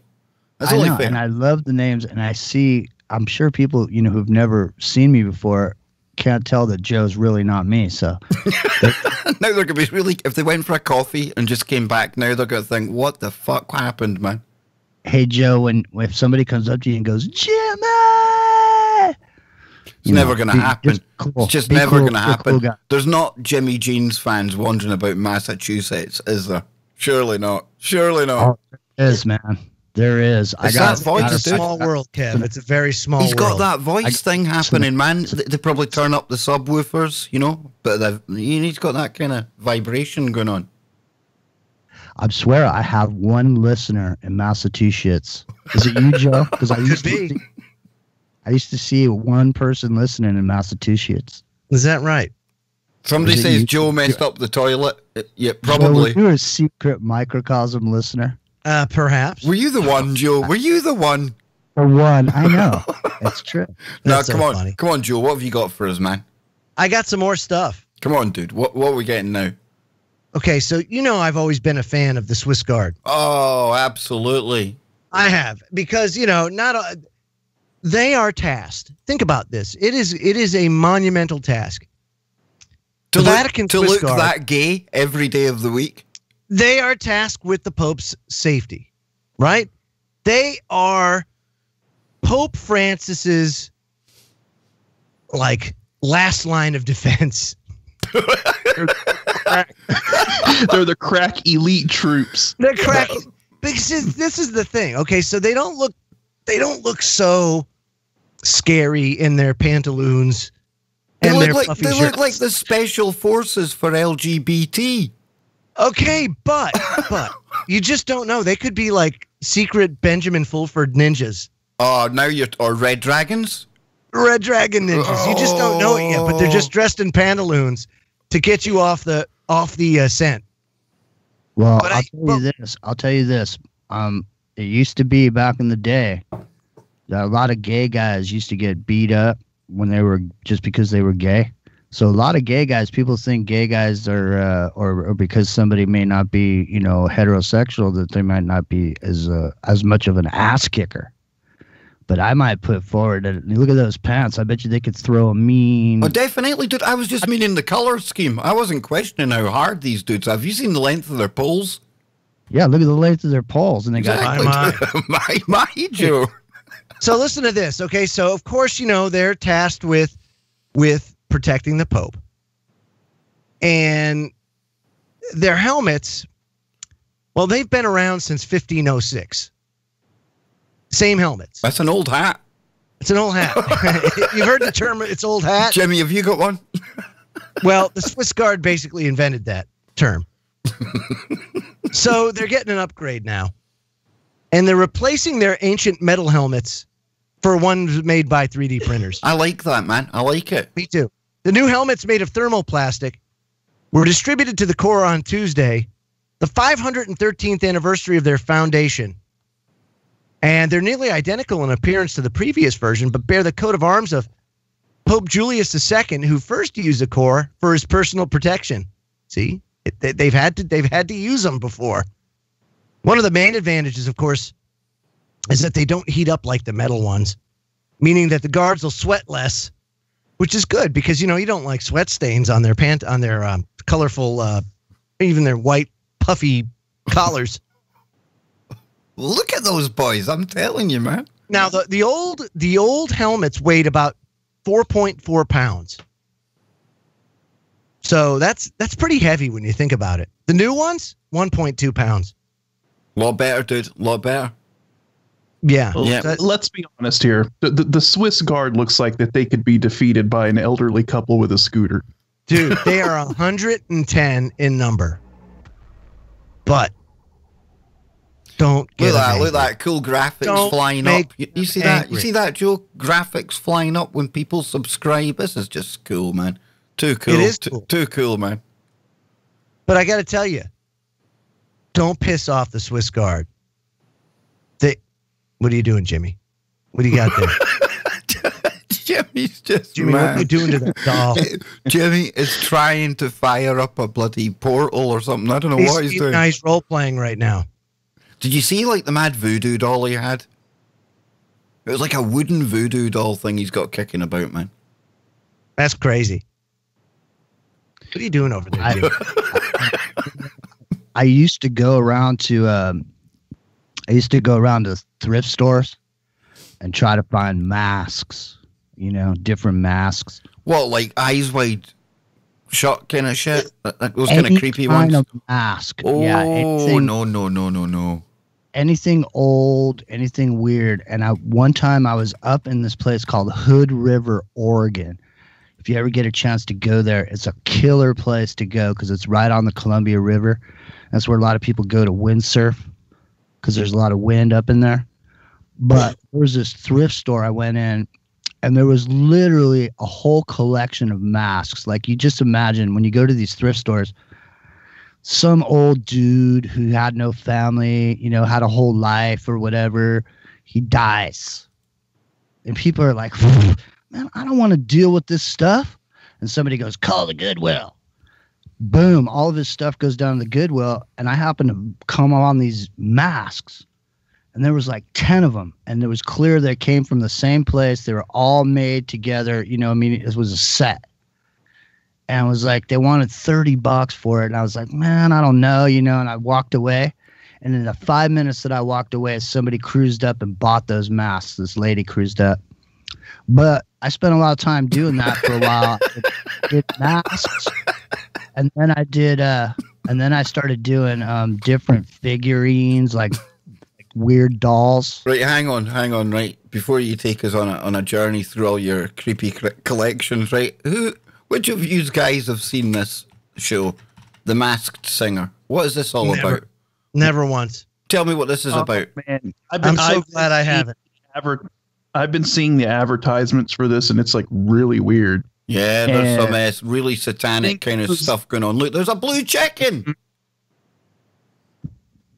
Oh, what is it with all this talk of blue chickens lately? Oh, dude, it's that Corey Good and Jordan Sather and their version of the secret space program, which comes complete with the blue chicken, the blue avians. I think they're down at the South Pole. I'm not too sure where they all fit into things, but they got caught doxing people recently as well. So yeah, but blue chickens. If you become a member. That reminds me of the channel. You'll see the button down below. That gets you access to a unique blue chicken emoji. I've seen Kristen using it earlier. I've seen Dodger using it. And the more people that subscribe, the more emojis we get. So that means we can come up with other ridiculous kind of tongue-in-cheek emojis. We'll think of ones to trigger people as well. That's great. Yeah, trigger emojis. But this thing here, Joe, I mean, I spoke about it with Bill Bean. I mean, look at that. Look at that there. I mean... But the whole premise is that somebody famous comes on and they sing a song and people have to guess who it is, I think. But some of the costumes, some of the costumes are absolute. This is a huge show. Wow. Well, it reminds me about Al Jolson when he used to put blackface on so you wouldn't know he was a white guy.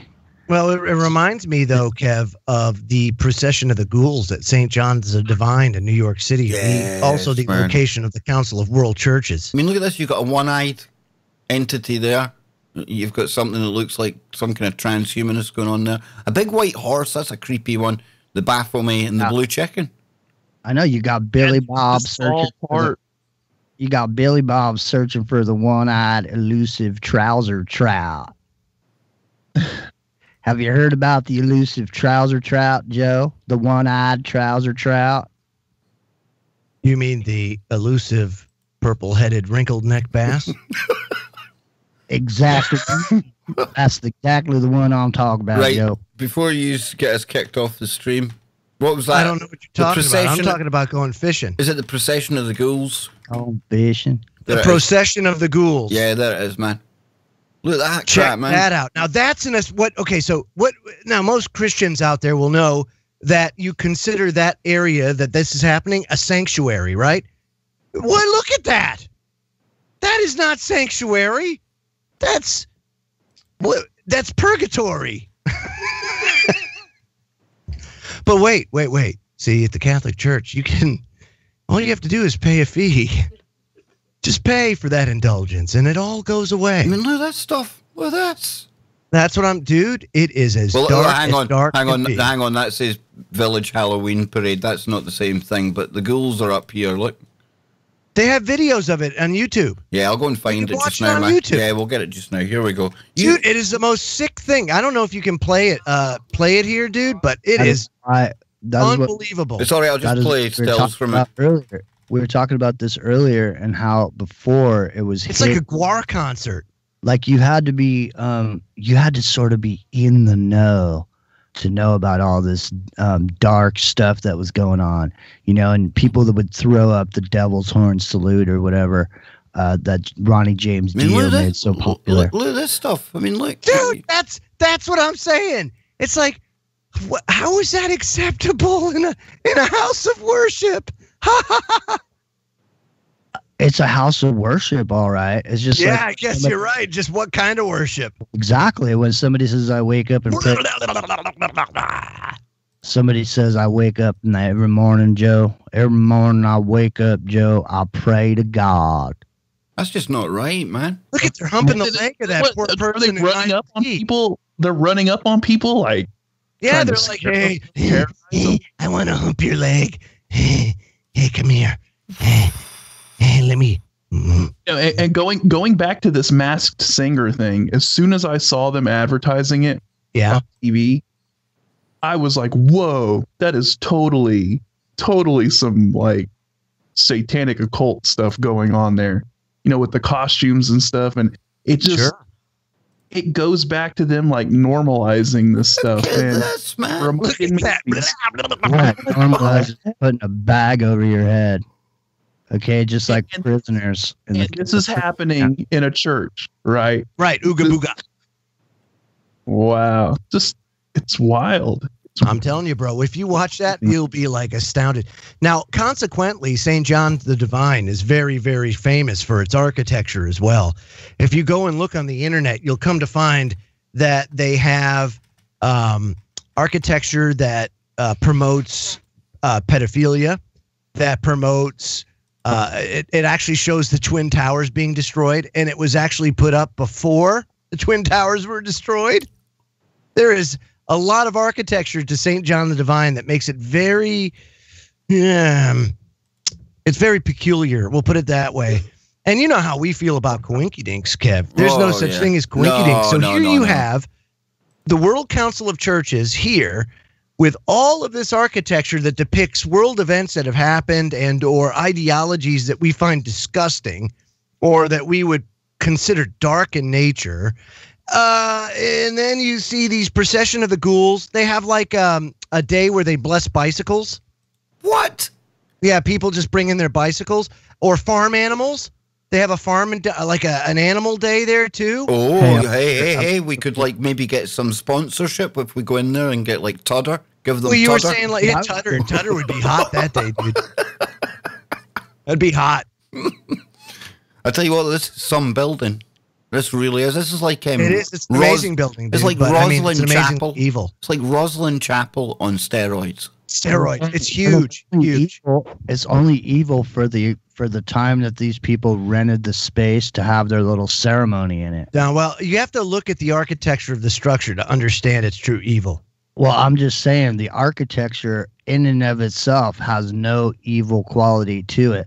Ooga the only booga. thing that makes it evil is your cultural perspective of what you're seeing, because you're coming from a certain place. But maybe so it's my friend, listen to me. If I come from India, right, and I say to you, I look at this pillar and I say, oh my gosh, it is the Twin Towers. They are being exploded right in front of my face on this architecture here.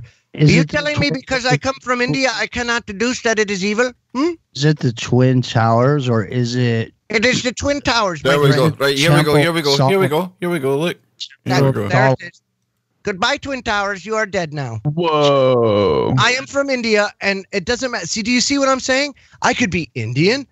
I could be Irish. I could be anything. But when I see that, stop scrolling. Let me see it. Show me a picture of it. It's right there. Show it to me. I don't see it. I scroll. Where's the towers? Right there. Right there.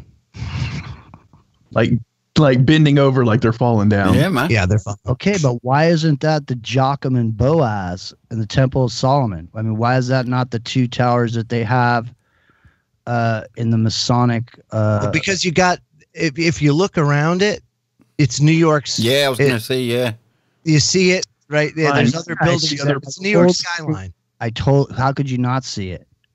But how is the New York skyline in some ancient structure that's in New York? This clearly didn't come from the 1800s, right? No. It was built in like that renovation happened in like 1990 something. Yeah. So, and even down to the detail of this pillar on the side of this church, just like the detail on the ball that drops at midnight in Times Square. Very detailed. Yeah. It is. But why is it there, do you think? Because I still think it's Joachim and Boaz, just like the Temple of Solomon. Well, they say that the Twin Towers were meant to represent them anyway, so. Yeah, and then but everybody calls Building 7 the Solomon Building is the Solomon Building. Nobody gets that was the Temple of Solomon. That's what I'm saying. The destruction of that building and those two towers. Yeah, I think we've put that out before, man, when we've had Popeye and things on the show, dude. Oh, yeah, man. I'm sure you have. And speaking of Popeye, Joe, didn't you say, I mean, for the people who just joined us. Well, here's another weird one then, because I covered this not long ago. That's something weird before 9/11, right? So if we go to... Where are we going? Well, I thought we're going to the MRE picture, are we? Yes, we are. Hang on, here we go.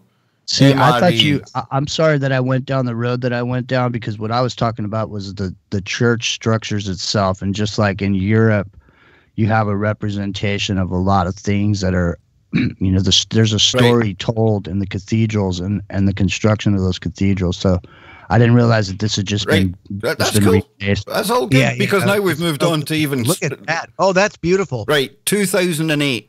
We need to go back to 2008, and this is an MRE meal ready to eat. It does. It looks like like Donald Trump and Samuel L. Jackson. No, I think no. Come on, man. It's Donald Trump and it's Kanye. It's Kanye West, dude. No, it's weird, Kanye man. West. It's weird. Samuel L. Jackson, bro. It's weird, dude, because this is the latest kind of chapter in a weird kind of metaphysical line of research when it comes to Donald Trump. Can't prove any of it's true or anything like that, but it's good woo. And you've got him, his son, same name, Barron Trump. That's featured in a book from the early 1900s. You've got the fact that Trump's uncle, I think he kind of took away some of the Tesla papers after he died, the New Yorker hotel. Yeah. You've got that group called the NIMSA that Walter Bosley speaks about. And it just so happens that they were like a German flying group, society, that moved over to America. And their logo looks just like Trump logo. It's not. It's Tupac. It's not who you think it is. It's Tupac. So Tupac was alive then in 2008. That's even cooler, dude. Come on, Scott. Now. Come on, Scott. What's going on here, man? We get pareidolia, right? That thing where we see patterns. You look at your toast and you see Jesus and the Virgin Mary and all that stuff going on. But the left, Trump, you can't unsee that. And even if you're not told that, you're going to think that's the Donald, right? Yeah, exactly. And I had seen this image, coming through my news feed on Facebook, and I actually thought it was a Photoshop at first, right? And I so did I. I went to debunk it. I went to debunk it, and it debunked me.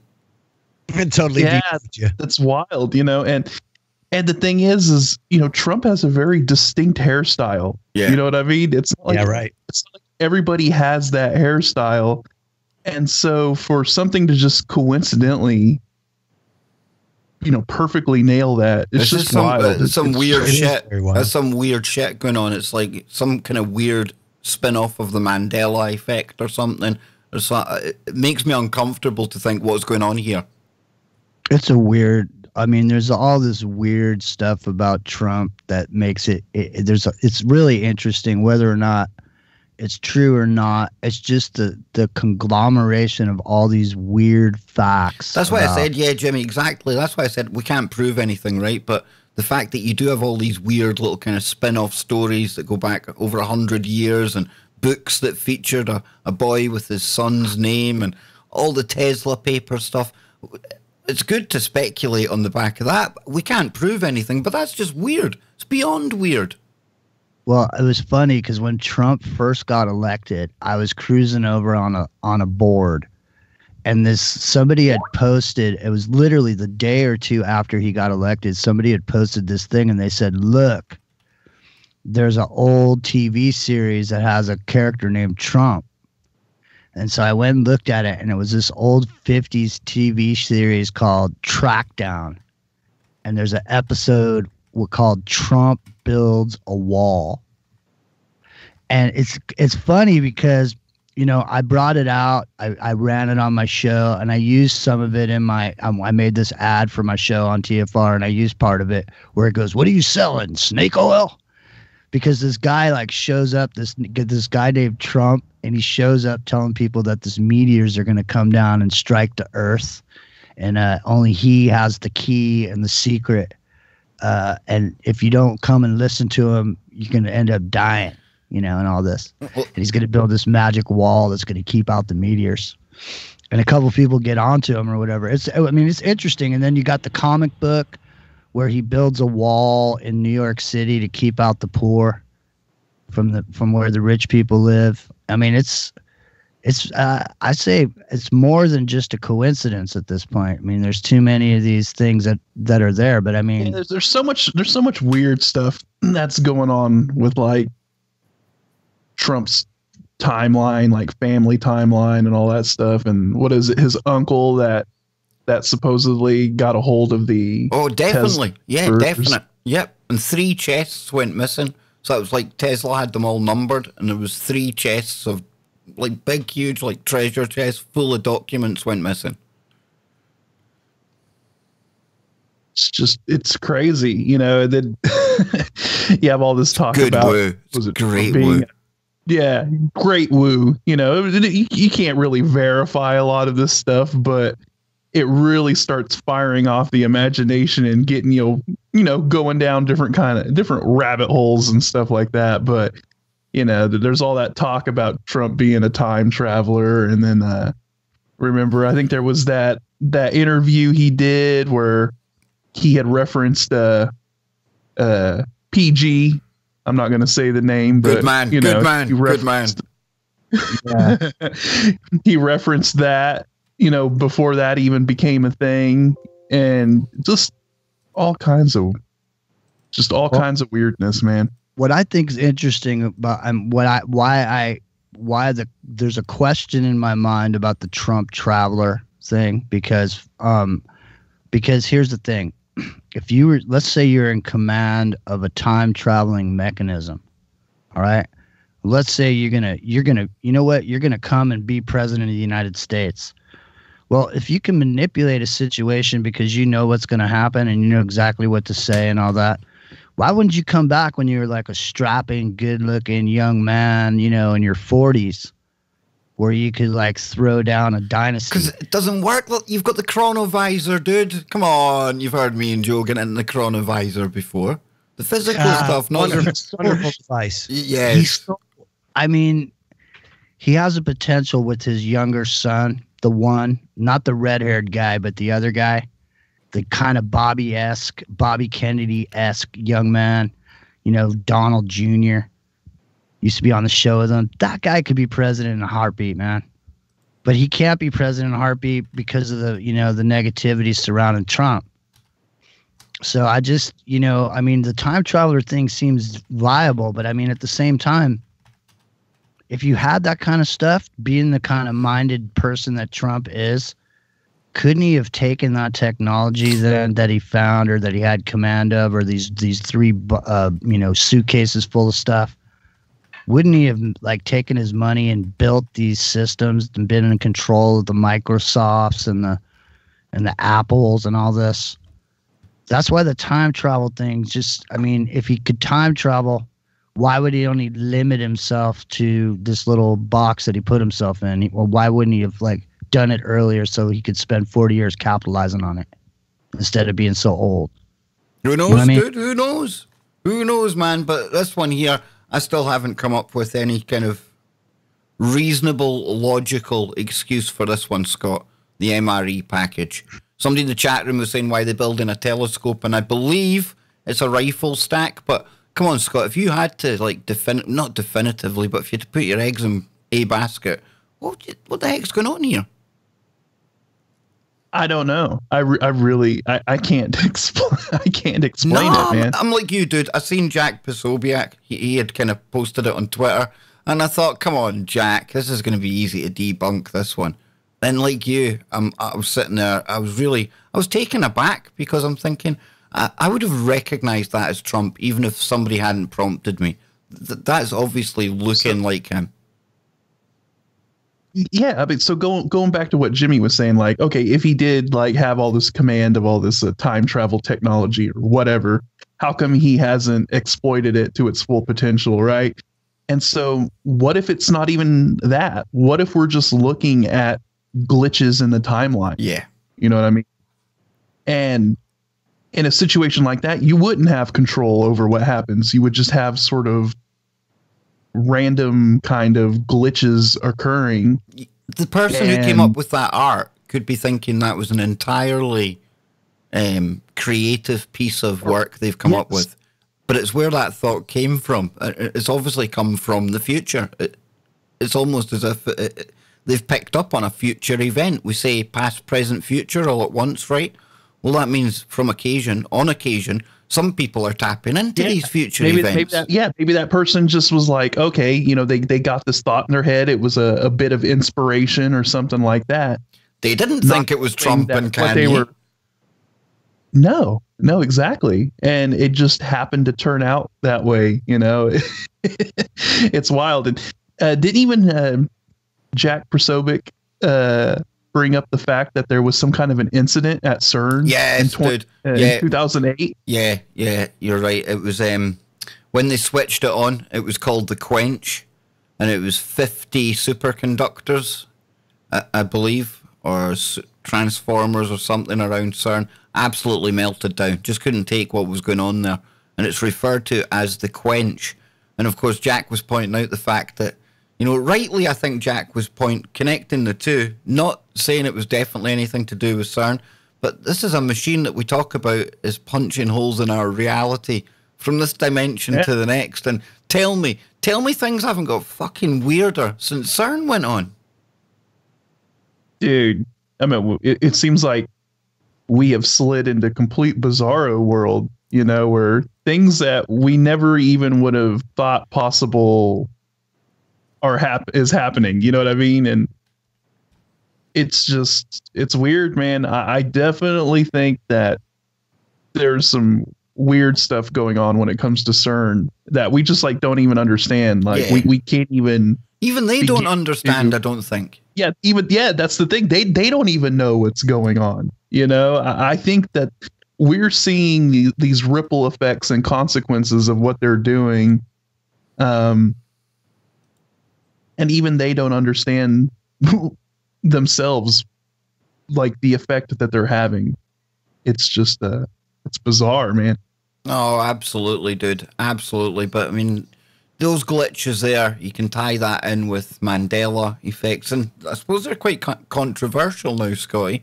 It seems that people either have had them, they haven't had them. And again, it becomes kind of split down the middle. I've certainly got things that I would class as Mandela effects. But I can't prove it. I know I can't prove it. Who could? But I think CERN, quantum computers, they've all got something to do with this, man. I definitely think so. I mean, when you're dealing with energy levels at that magnitude, I think you've reached a realm where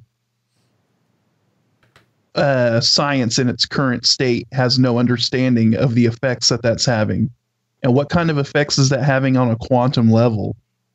You know, we're still trying to understand quantum physics. We're still trying to understand all of that stuff. And when you're dealing with magnetic forces, you know, magnetic fields of that magnitude being generated, that has got to be doing something on the quantum level that we have absolutely no understanding of. I have to agree with you, mate. And people in the chat room have seen somebody saying that there was no Big Bang. It's ridiculous. And that could absolutely be the case. And even if there was no Big Bang, you know, they're still taking, you know, elemental particles and smashing them together close to the speed of light constantly. And I say, I say constantly because these are packed in billions of bunches, one after the other. And even if there was no Big Bang, I can totally go along with that. I had a guy on the show, Brian Keating, Dr. Brian Keating, who was looking for the evidence, the cosmic background radiation just after the Big Bang. And even he admitted to me, absolutely, Kev, we could be all wrong. It could be something else entirely. But that doesn't take away from what CERN are doing, because they're still exploding these little particles into one another. And no Big Bang's irrelevant because these energies are being released. They're producing debris that they're looking at to see what these kind of primordial particles were, what we're all made up of. But it's the fact they're ripping holes in our reality, Joe. That's what worries me more than bloody anything when it comes to CERN. You can say that again, man. My thing is, when we create something, right? Let's just say, like The Sims. When you hit execute and it starts to run that program, what does it do? It almost like, in a way, just out of nowhere, woof, creates this world, right? From this base programming, which I guess you could, in some way, shape, or form, call like a Big Bang in a way. And hitting the power button, executing the code. Thank you. So it's the same thing with like the book of John starts out very much as far as, you know, how it was. In the beginning, there was the Word. And the Word was God and is God. And that basically, before all of this, there was the Word. The power. You know? So when he hits execute, right? Woof, there it is. There's reality. And I don't know why it's that hard to understand. You know, everybody tries to overcomplicate things. And, oh, yeah, well, you know, it goes back billions of years and all this kind of stuff. Well, okay. But I don't think it does. I still like the simulation. And again, it holds That's a what I'm place. saying. Yeah, it's very much like that. Same thing. Definite. I think we just argue over language and semantics, but in the end of the day, isn't it? It's like lawyers talk. Yeah, I hate man. that. Yeah. Why are we arguing over that? We're all talking the same language. It's just we're fighting. It's like semantics, you know. Stop. And that whole word, that's frequency. That's vibration. That takes you into the realms of string theory and stuff like that. So I'm totally okay with all of that stuff, man. Big time. Yeah, it's very interesting. I'm gonna pull it up right now just so. I was doing some research on empaths. Yeah. And it was interesting because it's not only empaths don't get messaging only from the energy of a person, like being in the same room with them, but empaths have an ability to receive information from inflection of the voice, cadence, how people talk, what words they choose. All of these things or sending messages, because the language in and of itself is magic, and so the use of this language and these different tones and the way things are said has the ability to implant information into people's heads about you that you don't necessarily know. And so empaths perceive this information. And so empathic investigation of a person is really powerful, because I mean, a lot of people, when they lie, they sound a certain way. I mean, everybody knows, like, if you have kids, when your kid's young and they haven't learned how to lie yet and they start to lie, they always have a look on their face, or they always have some sort of a tell that they're lying. Well, people have that same tell, like on the internets or whatever.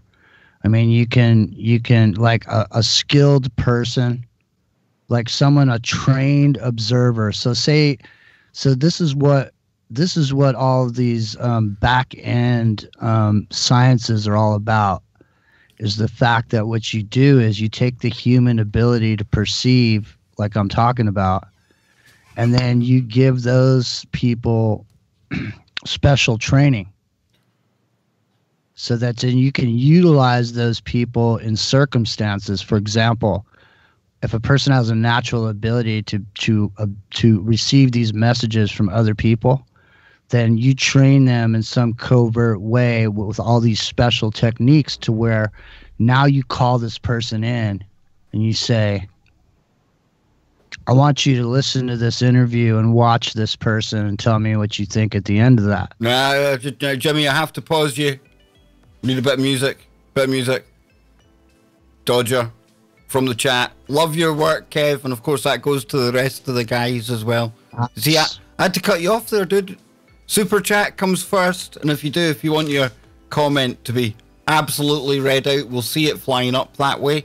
Then Hot please damn. consider a super chat. Or if you're really, really generous, you could consider PayPal. Links are in the description. But yes, indeedy.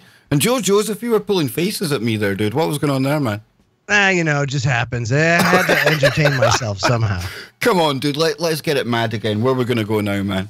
I got something. Are you ready for this? Yes. Who out there has tried the infamous durian fruit? Anybody? Does anybody know what the durian fruit is? No. Isn't that the one that supposedly smells like a dead body? Or that's the one. The spiky one. Yeah, I saw Andrew Zimmern eat one, and he said it was like eating dirty sweat socks. Whoa, that's worse than leaving a corpse in your house, dude. Yeah, well, apparently this pungent, they're very sought after, and because of the way the weather's been the last couple of years, the durian fruits haven't bloomed or produced, the durian trees haven't produced a fruit. So this year they did. And basically these families grow, they have their own durian groves. And based on, like, I guess it's like fine wine, right? Certain families have these great grapes that make wonderful wine, and therefore they can charge a mint for it. Well, the same thing goes for durian fruit, and I didn't know this. And an Indonesian variety of the durian fruit, the J Queen, is considered a delicacy across many parts of Asia, has just been sold in a store in Java. Guess how much they paid for one durian fruit? $1,000. See, Joe, I couldn't. $1,000. I couldn't guess, dude. I had it up on the screen, man. Come on. Yeah, he had it on the screen. We I didn't see that. So $1,000, right? So $1,002, 14 million rupiah. Rupees. Think about that. For something that tastes like a sewer. Dude. Yummy. $1,000. They're banned in some airports and public transportation and hotels in Southeast Asia. You can't bring them on the bus because they stink. So what you're saying, Joe, is it smells like fish, but it tastes like chicken? Nah, see, I don't think so. You see, though, so because in other words, I think right, it smells like sewer and tastes like sewer. in other words, if like Tom Cruise or some other little creepy Hollywood dude went on telly and said this was the best thing ever, you would start getting all these soy boys and the SJWs eating them. That'd be funny. You could get Reddit to start a fake trend for this. Oof. How cool would that be? Remember when those dudes were drinking the ancient sewer water out of that? Oh, dude. Or the sound? Oh, it says it's sweet, fluffy, and delicious. Not how you made it sound, Joe. No. It smells like fish and tastes like chicken, I'm telling you. It sounds like your description of haggis. Oh, haggis is lovely, dude. Come on. Is it soft, fluffy, and lovely? Yeah. That's what you always say. Well, I mean, it feels soft, fluffy, and lovely on the way out. I don't know about on the way in right enough. no, you know what else? It's the same as like the Surströmming challenge. Did you guys see that on YouTube? I mean, everybody's done the Surströmming challenge. And so that's that fish that's fermented for a year before they can it. Or they can it and then they let it stay. Anyway, it's fermented fish. Oh, not good. It's sick, right? dude. I remember you introduced me to that, man. What the hell? But people eat it, right? But they dude, eat the can is exploding because of the gases inside. Exactly. It's like, remember when you grew up, your mom said, if the can goes, psh, don't eat it. It's got botulism. Oh, not good, dude. Right? But with Surströmming, if it doesn't go, psh, then it's no good. I don't get it. You know, that's awful. It's an example of one of those foods that were just made out of necessity and survival, and it just became kind of like a mainstay of people's diets. How? And you see that a lot. Well, I mean, they had to be able to keep their fish edible for as long as possible, and so fermenting things was the way to do it, man. And it's just like Jimmy was saying with the fermented duck eggs. Scotty, I mean, those things are like look at these geniuses. Look at them. no, seriously, what about the it's awful. What about the Jews? They have the gefilte fish. Right? Boy. Look at this. Look at this. Look. Oh, dear man. Lord. That is gnarly. Yeah, That ramen is no good. No bueno. I don't see it. All I see is a screen with the four of us knuckleheads on there.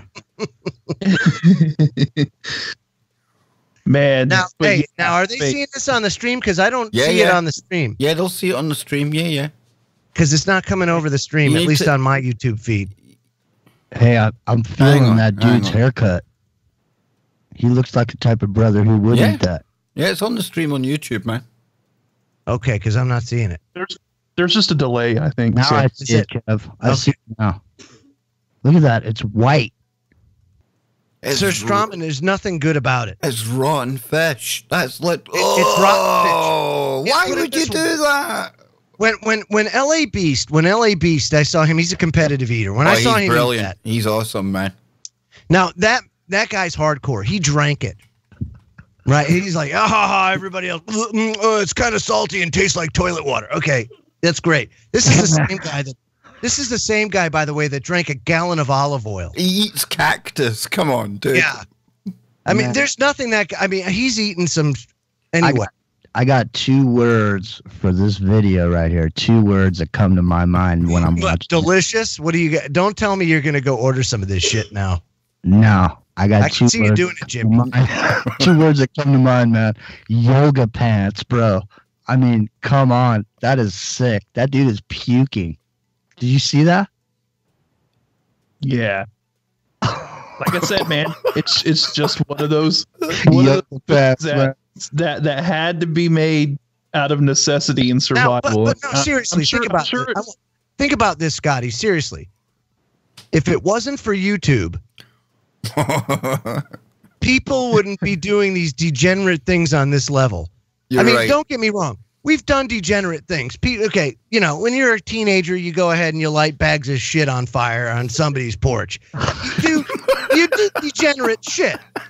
Okay, but what I'm saying is that Sir Strawman challenges and things like that wouldn't typically gain ground that it does and garner millions of views and make these people famous for doing some stupid ass shit.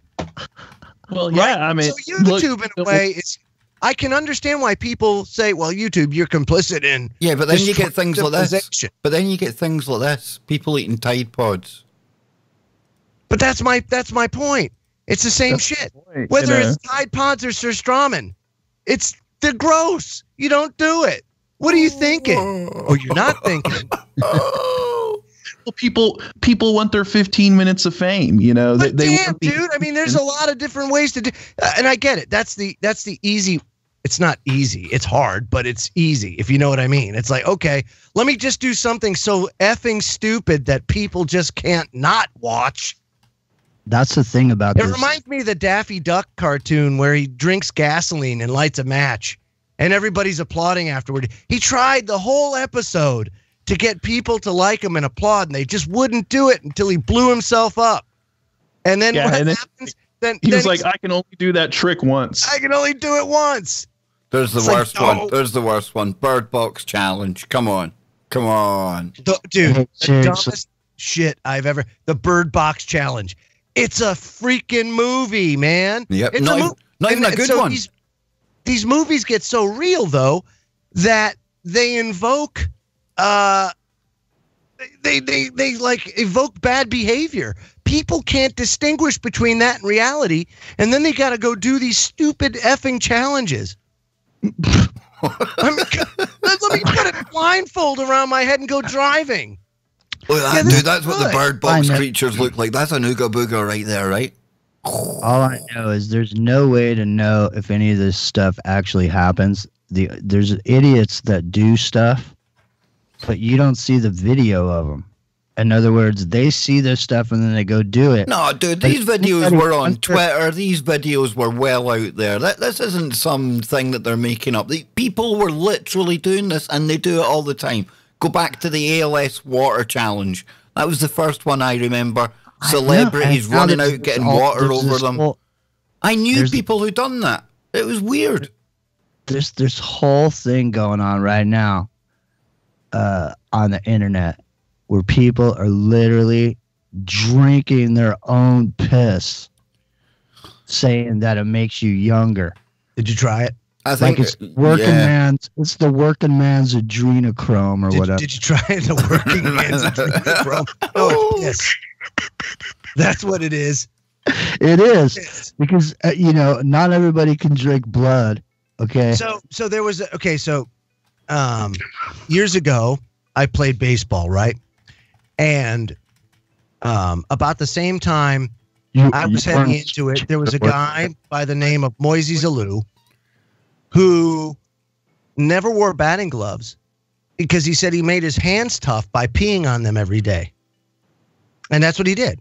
He peed on them all the time. Like when he had to pee, he peed on his hands. Said it because of that, his hands were tough. His skin was tough. Didn't have to worry about it. No, you're peeing on your hands, man. There's a problem there. Wear gloves. Wear gloves. Or, maybe like bale some hay or something like that to get some calluses.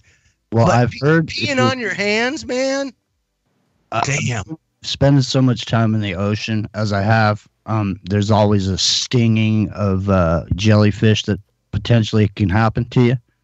And so one of the things that there's an urban legend that if you get stung by a jellyfish, if you piss on it or have somebody piss on it, it will make the sting go away.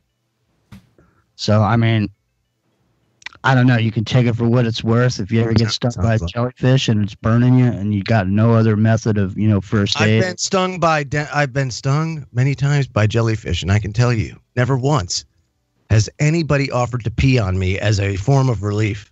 And thank God for that, because they would probably have got punched in the face. Well, if you'd have seen this guy I'm talking about the drinking of the piss. Yes. If somebody would have offered to piss on your sting, this guy would have jumped in the way. Oh my God. Mouthful and took it over, because let me tell you something. He thinks he looks 40 years younger. And of according to because he drinks pee. his own pee. It doesn't matter whose pee.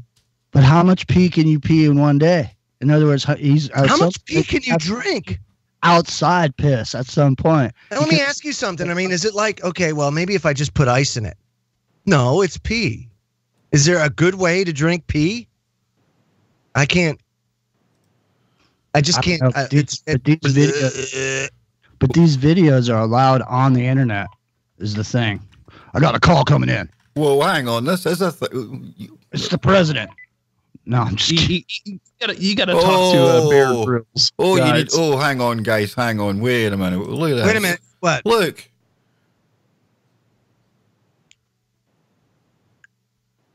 Oh my God. My strange addiction. Oh God. Right, come on. We'll listen to a little bit of this. Right. Now, hang on then. I just want to see him go. Delicious, refreshing. Yes. Wait a minute. We need to. What do you listen. squeeze a little lemon in it or something like that? Is right. that?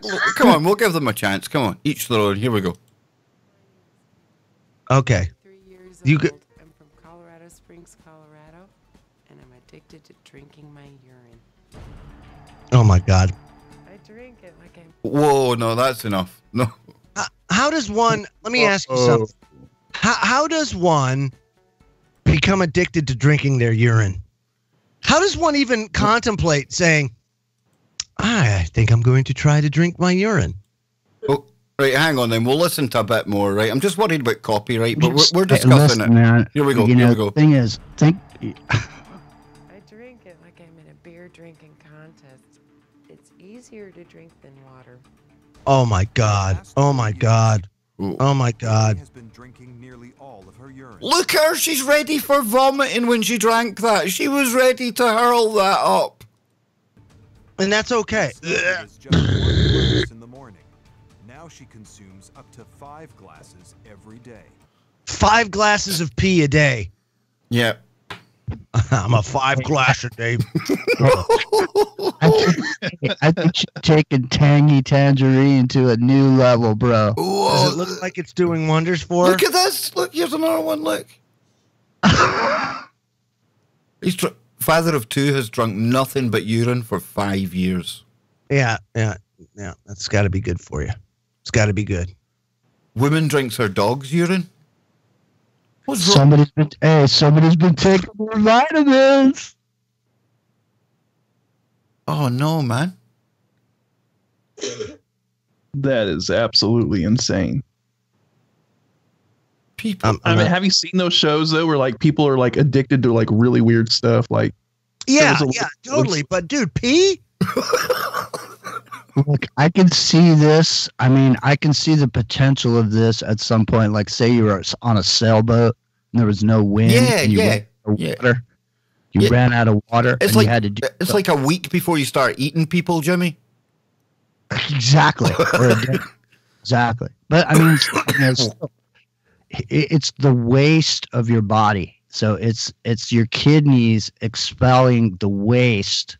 And you're putting it back in, and your kidneys are saying, you asshole. Yeah. I just worked really hard to get that shit out of you, and now you're going and putting it right back in again.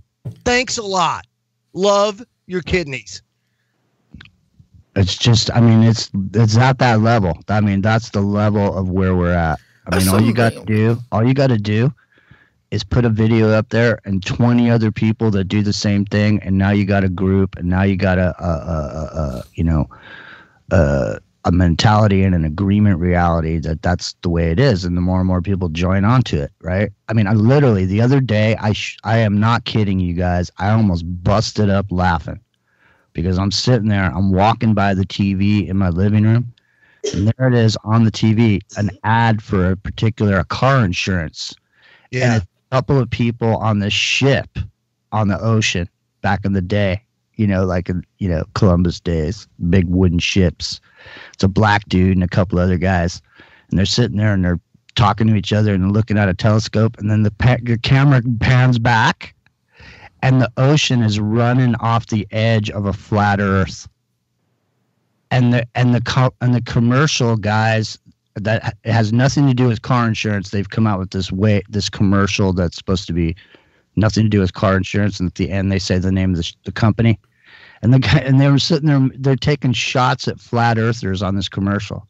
So I mean, it's to the level where they go in and they see what people are looking at on the internet and what they're into, and they've taken it and turned it into this pop Illuminati thing where you got Taco Bell with the, you know, what was the name of that? The Balluminati. Yeah, man. Yeah. I mean, it's like, it's to the point where it's become like a cartoon of itself, to the point is there's really no necessity for conspiracy videos on the internet because everything is a conspiracy. Like the reason I brought up that radio show earlier was because this guy was talking about these two guys that came up with a conspiracy theory about Chuck E. Cheese. So like conspiracy theory is to the point, I say, in the population at this point where it's just like that. Everybody's got a conspiracy theory for every single thing. Yeah, Jimmy, you're the man of tinfoil. Well, I mean, you know, I'm the man of tinfoil only because I spent a lot of the years of my life involved in this alternative media stuff, man. Right then, for a man of tinfoil, I want you to give us your opinion on this cool, weird story, right? Because we've still got a few stories to go, and I want to get some chat interaction as well going. We're 2 hours, 20 minutes, and 22 minutes. 222. Oh, we've been going a while, boys. But check this one out. Joe, you'll like this, being an ex-sailor. Says here, strange mystery hiding in the world's deadliest waters. And where is this water? Where are these waters? Wait to hear this, dude. This is really cool. All officers, including the captain, are dead. Wine in the chart room and bridge. Possibly whole crew dead. I die. This was supposedly the final chilling SOS message from on board the Dutch vessel, the SS Orang Medan, which mysteriously went missing in 1948 while sailing in the Strait of Malacca during clear weather and calm seas. Now, when the crew of the nearby Silver Starship answered the distress call and boarded the stricken vessel, they were reportedly greeted with a nightmare. And this was in 48, you said? Yeah, 48. This gets so bizarre. This is like Twilight Zone stuff. The entire ship was littered with corpses, including a dog, and with terrified expressions frozen on their faces. Eyeballs bulged from their sockets, mouths were wide open as if in the midst of screams, and the arms were outstretched as if they'd been reaching for something. Oddly, the bodies showed no signs of any injuries.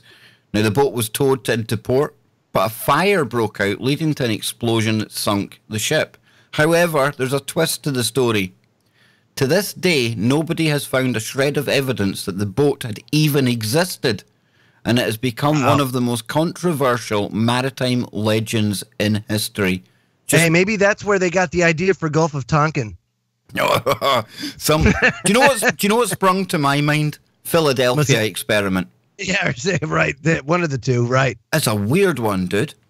But it says here, just what happened to the ship, if there really was one, remains a mystery. While some historians argue the incident never happened due to the fact that there were no logs on the Silver Star detailing the rescue attempt, conspiracy theorists believe several countries worked together to cover it up. Just like Jimmy was saying, conspiracy everywhere. Besides, why didn't the Coast Guard report what happened in 1954? Well, I do think something happened because I'm the master of woo. And what it was, I do not know. But you were out there. Come on, Joe. You were out there in the ships, man. Do you not come across any pirate ships, any ghost ships like this? Come on. Well, pirate ships, yes.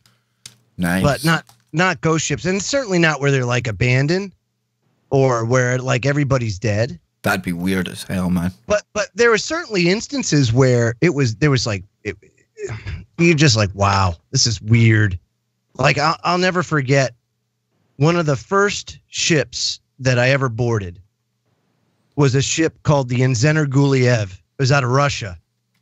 It was a Russian freighter that basically was going to Iraq to fill up with oil, cheap oil from Saddam. And then they would come out and they would ride Iraqi territorial waters to this Iranian toll booth.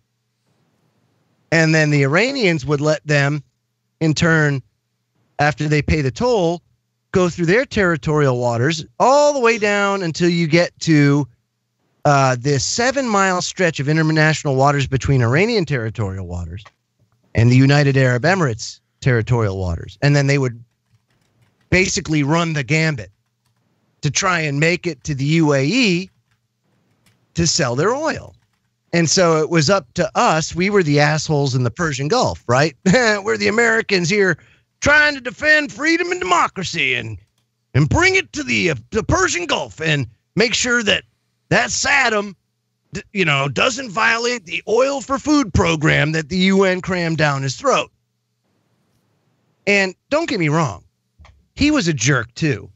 And there were families on these ships. When we would board these ships, they were hiding everywhere, in the bilges, you name it, just trying to escape that place because they made the equivalent of $7 a month. And it was very hard to live. Now, all they wanted to do is be left alone. And we would in turn take them and then send them back.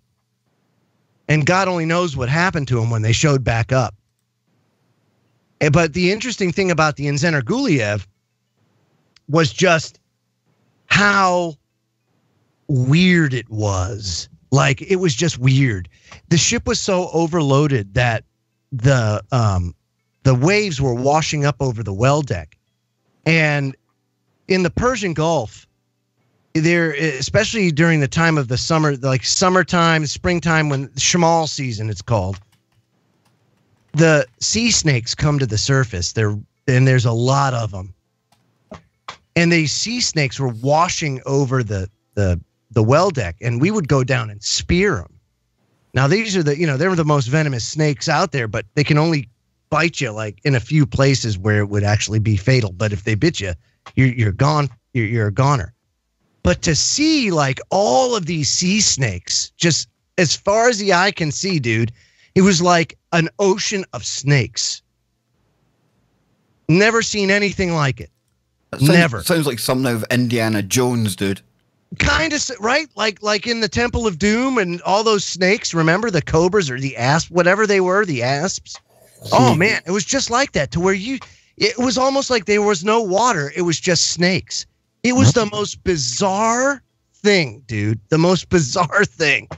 This is the Joe Joseph I've never heard before. Yes, this is the Joe. See, this is what I was saying. This is Joe unplugged.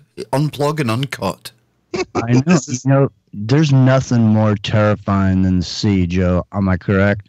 Well, it could be a very it's a very unforgiving thing, the sea. It's instantaneous, man. Yeah. I've owned 2 sailboats. I had a 33-foot trimaran that got destroyed here in the Santa Cruz Harbor. Yeah. I had a 30-foot Columbia that sank. All right. But the reason I'm bringing it up is because when I lived on that 33-foot trimaran, dude next to me was one of these guys. He's like a diver. Yeah. And he cleans undersides of people's boats and stuff and puts new zincs on there and all that. Yeah. And so in the Santa Cruz Harbor, it's a big harbor. There's racing teams that park their rigs there and they sail out of there to Hawaii. And so my next door neighbor, he was a good buddy. He got a gig on this racing boat called the Aquila. Okay. Right. And so what the boat does is they leave from Santa Cruz Harbor, they race to Hawaii. Yeah. And then they just, when they're done with going to Hawaii, then they sail back, just normal style. So they do all their racing and their high-speed stuff on the way to Hawaii, and then on the way back, they just kick it and float back, come back. Right. So the whole reason they hire this guy is because if anything goes wrong, he has to jump in the water and go under the boat whenever they ask him to, whenever they call him, whenever they tell him to. But he gets paid $300 a day to be there. He doesn't have, sometimes he doesn't have to go in the water. But this one time, man, they were coming back from Hawaii. And it's the middle of the night. And this boat, I used to clean this boat because I used to pay guys to clean it. So I used to go in there and clean it after they come back from racing. You make like $150. So we were in there cleaning it. And so he's telling me the story. He's sleeping on, because in these racing boats, the sailboats, there's no, You know, there's no comfort or whatever. The shit that you sleep on, it's just a bare piece of fiberglass boat that you Exactly. sleep, Yeah. right? And so he's sleeping. They basically strip it out for weight, because the less weight you got, the faster you go. Yeah. So he's sleeping down there, and they come down. Finally, it's the day has come where he's been making $300 a day, you know, on the boat. Now the day has come where he has to do something. It's in the middle of the night, in the middle of the ocean, the middle of the Pacific Ocean, in the pitch black. Yeah. Dude has to jump. The whole rudder is tangled with kelp. Oh, man. He has to jump in with a kitchen knife. He's got one of those French knives, you know, the butcher knife. Sure, yeah, right. He jumps in the water with a mask and snorkel and cuts off the kelp off the rudders. Dude. Of the night. I am so claustrophobic. Well, do you realize? Like, and I've thought about that before too. One of the pieces of equipment that I had in the Navy that I was responsible for was the pit sword. The pit sword was how you measured your speed going through the water. It'd use a little magnetic field. It had a little button, basically a sword that protrudes from the bottom of the ship, and then as it cuts through the water, there's two little electrodes that create a magnetic field down at the end of this sword. And the more water that cuts through that magnetic field, the faster it shows that you go. And it always got knocked off. Now, most ships had a retractable pit sword. Mine was fixed, meaning that you needed to go under the ship to repair it. I could never do it. Nah, dude. Do it. No, that wouldn't be me, man. I am so claustrophobic when it comes to stuff like that. Being around, like, you could see like the ship's you see the prop and all that stuff. It's like, oh, no way, dude, no way. And then like all the barnacles and stuff. Ugh. Oh man, you know, I wish it's unfortunate. Can't do it. Just too. No, that's my weakness, man. I can't do it. There's a graduation speech given by this admiral, from the Navy SEALs, and he gives this graduation speech, and he talks a lot about what they have to go through in their training. Sure. One of the things he talks about is going under the boat and having to be under there with no air in the dark. See? Wow. I mean, that is just forget it. Forget it. You gotta be the brother that can do it right there. And you know what? If you don't make the mark, you know, you don't get in. No, right. But I'm saying that I'm ringing the bell, dude. I'm ringing the bell. I'm ringing the bell because we've got another story. And this one comes from Scotty this time. Scott, I seen this when I was going through the kind of list of stuff today. It's a cool story, man. What's going on? Yeah, this is an example of technology being used to help people, and I think it's pretty cool. There's a lot here that we can probably unpack with this, but it's pretty interesting. What are we unpacking, Scotty? This is from the Daily Mail, and it says almost half of all autistic children can be cured of their phobias and fears by using virtual reality. Now we're talking. Right? Now we're talking, man. Now we're talking some good. There you go. Come on, bring it. So it says virtual reality can cure autistic children of their phobias in 45% of all cases, and scientists claim the effects are permanent. Wow. A so-called blue room allows specialists to create a safe environment for patients to gently immerse themselves into stressful situations and work their way through various scenarios to confront and conquer their fears alongside a therapist. The treatment enabled 11-year-old schoolboy Harry Mainwaring to adopt and befriend a much-loved terrier. A separate study has also shown for the first time that the treatment works for some autistic adults as well. Awesome. Yeah, and it says That's pretty cool. I just wonder I wonder, Scotty, if they could make it more like accessible, without a therapist, because I think that's amazing. Could you imagine to be able to have them be able to work through their fears or their what causes anxiety by simply it's almost like boiling frogs. You know, where you kind of turn up the intensity of these situations just little by little by little, to the point where they're able to handle such situations, you know, because life would be down 10 notches from where that VR's taken them to where, you know, now they can function normally. It's really brilliant. What a great use of the technology. Yeah, it is really cool. And you know, it's like, it says the team from Newcastle University created virtual environments which do not require goggles to explore. So it's more of a, I guess you could say, augmented reality, maybe a holographic experience, I guess you could say, as opposed to like putting the goggles on and going into VR.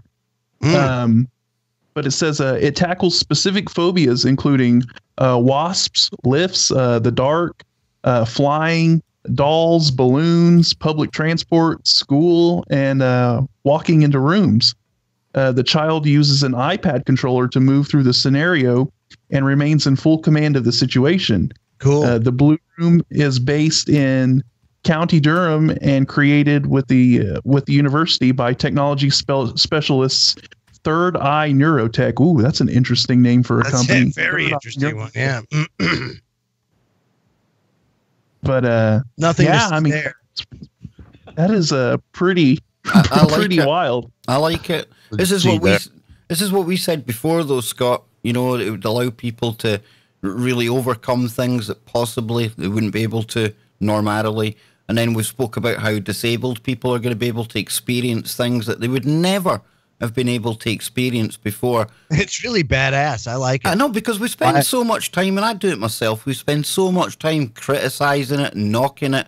But if there's people out there that are going to get something from it, who the hell are we to really say it's a bad thing? Do you know what I mean? All that is, Kev, it's all tools, right? And just like everything else, it's how you use it. You can use a hammer to as one tool of many in the creation of a very awesome and ornate piece of furniture. And you could also use a hammer to destroy the shit. So it depends on how you use the tool. VR can be extremely beneficial to a lot of people for a lot of reasons. And on the flip side, it could be very destructive. It's all in how you use that tool. And, you know, that's the thing is, we give these tools out, we put it out there, and we hope and pray that people do the right things with them, but oftentimes they won't, you know? And that's humanity for you. What can I say? Why stop there, though? See, why not just make the level playing field? Everybody's on VR and everyone's on a level playing field, regardless of where you stand. You can be whoever you want to be in VR. You can do whatever you want to do.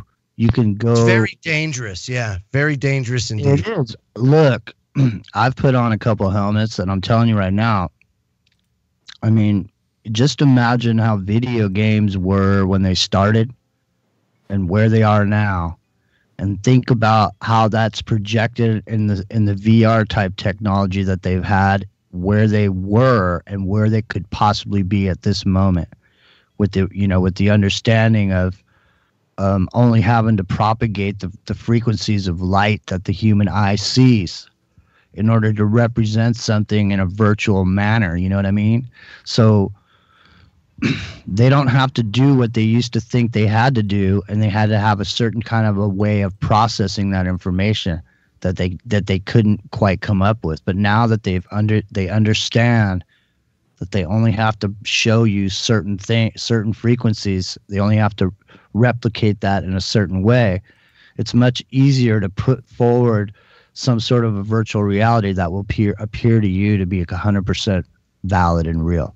You can literally, I mean, honestly, at this point, I would say that you don't even need like one of those bodysuits that they have where, you know, they mimic the body's motion so that in a video game it looks just like a person. You know, wherever they have sensors all over their body, and the star will go in on a green screen and wear one of these. The guy who's in the movie, who's the star of the movie, and he'll go in the green screen and he'll move around and do all the stuff like he's doing a sword battle. And then they come in later and drop everything in later. it's the same. This technology is just to the point now, and you brought it up, Joe, where, I mean, they can make, you could make George Bush say what you want him to say over the video. So, I mean, it's a wild ride we're on, boys. Wild. No, it really is. It really is. And we're almost out of time here. That's almost 3 hours we've been on for, guys. And this was just 3 hours, and it felt like 10 minutes. Almost like it did. How do you say it? We must do this again sometime? Yeah, next week we'll be back, but it's going to be same called... Same bat time, same bat channel? Yeah, everything the same apart from the title, because the title's going to change. We have to make it... The Reoffenders? Yeah, reoffenders. Reoffenders. Yeah, reoffenders, definitely. That's where we're going with this. Offenders, Repeat offenders, that's it. That's it, repeat offenders. Because we'll be repeat... All I can say, Kev, Jimmy, and Scott. Yeah. It's been fabulous, and perhaps. I think you should have the chat room vote on what it should be called, because I also like the unusual suspects. I thought that was good that you did before, Kev. I like that one too. Yeah. I've got a Photoshop with us as the unusual suspects. That's correct. No, this has been great, folks. It really has. Yeah, 200 odd people in there most of the show. So good. That's a heck of a response, and I know that I speak for all the guys here. That means the world to us. Anyone who wants to join the channel, remember you get super access to the blue chicken emoji. You get Elon Musk smoking a big fat one, Yoda, Chewbacca, and the more people that subscribe, the more crazy emojis that we can have as well. And of course, I'll be doing this every week on here, at least once a week. Wanting to do more live streams. I know a lot of the guests, they're well up for live streaming. So absolutely, it's been an absolute pleasure, boys. And not as wild as I thought. I honestly thought not yet, but we'll warm up. Yeah, this is just kind of a warm up. This is like spring training, dude. Now we've got all week to look for stuff that we can get into on Saturday. So there you go. See. Absolutely. Right, boys. Everyone out there, absolutely fantastic. Thanks for joining us tonight, and we will see you again sometime very, very soon. Good night, y'all. Yeah, it was fun. Yes.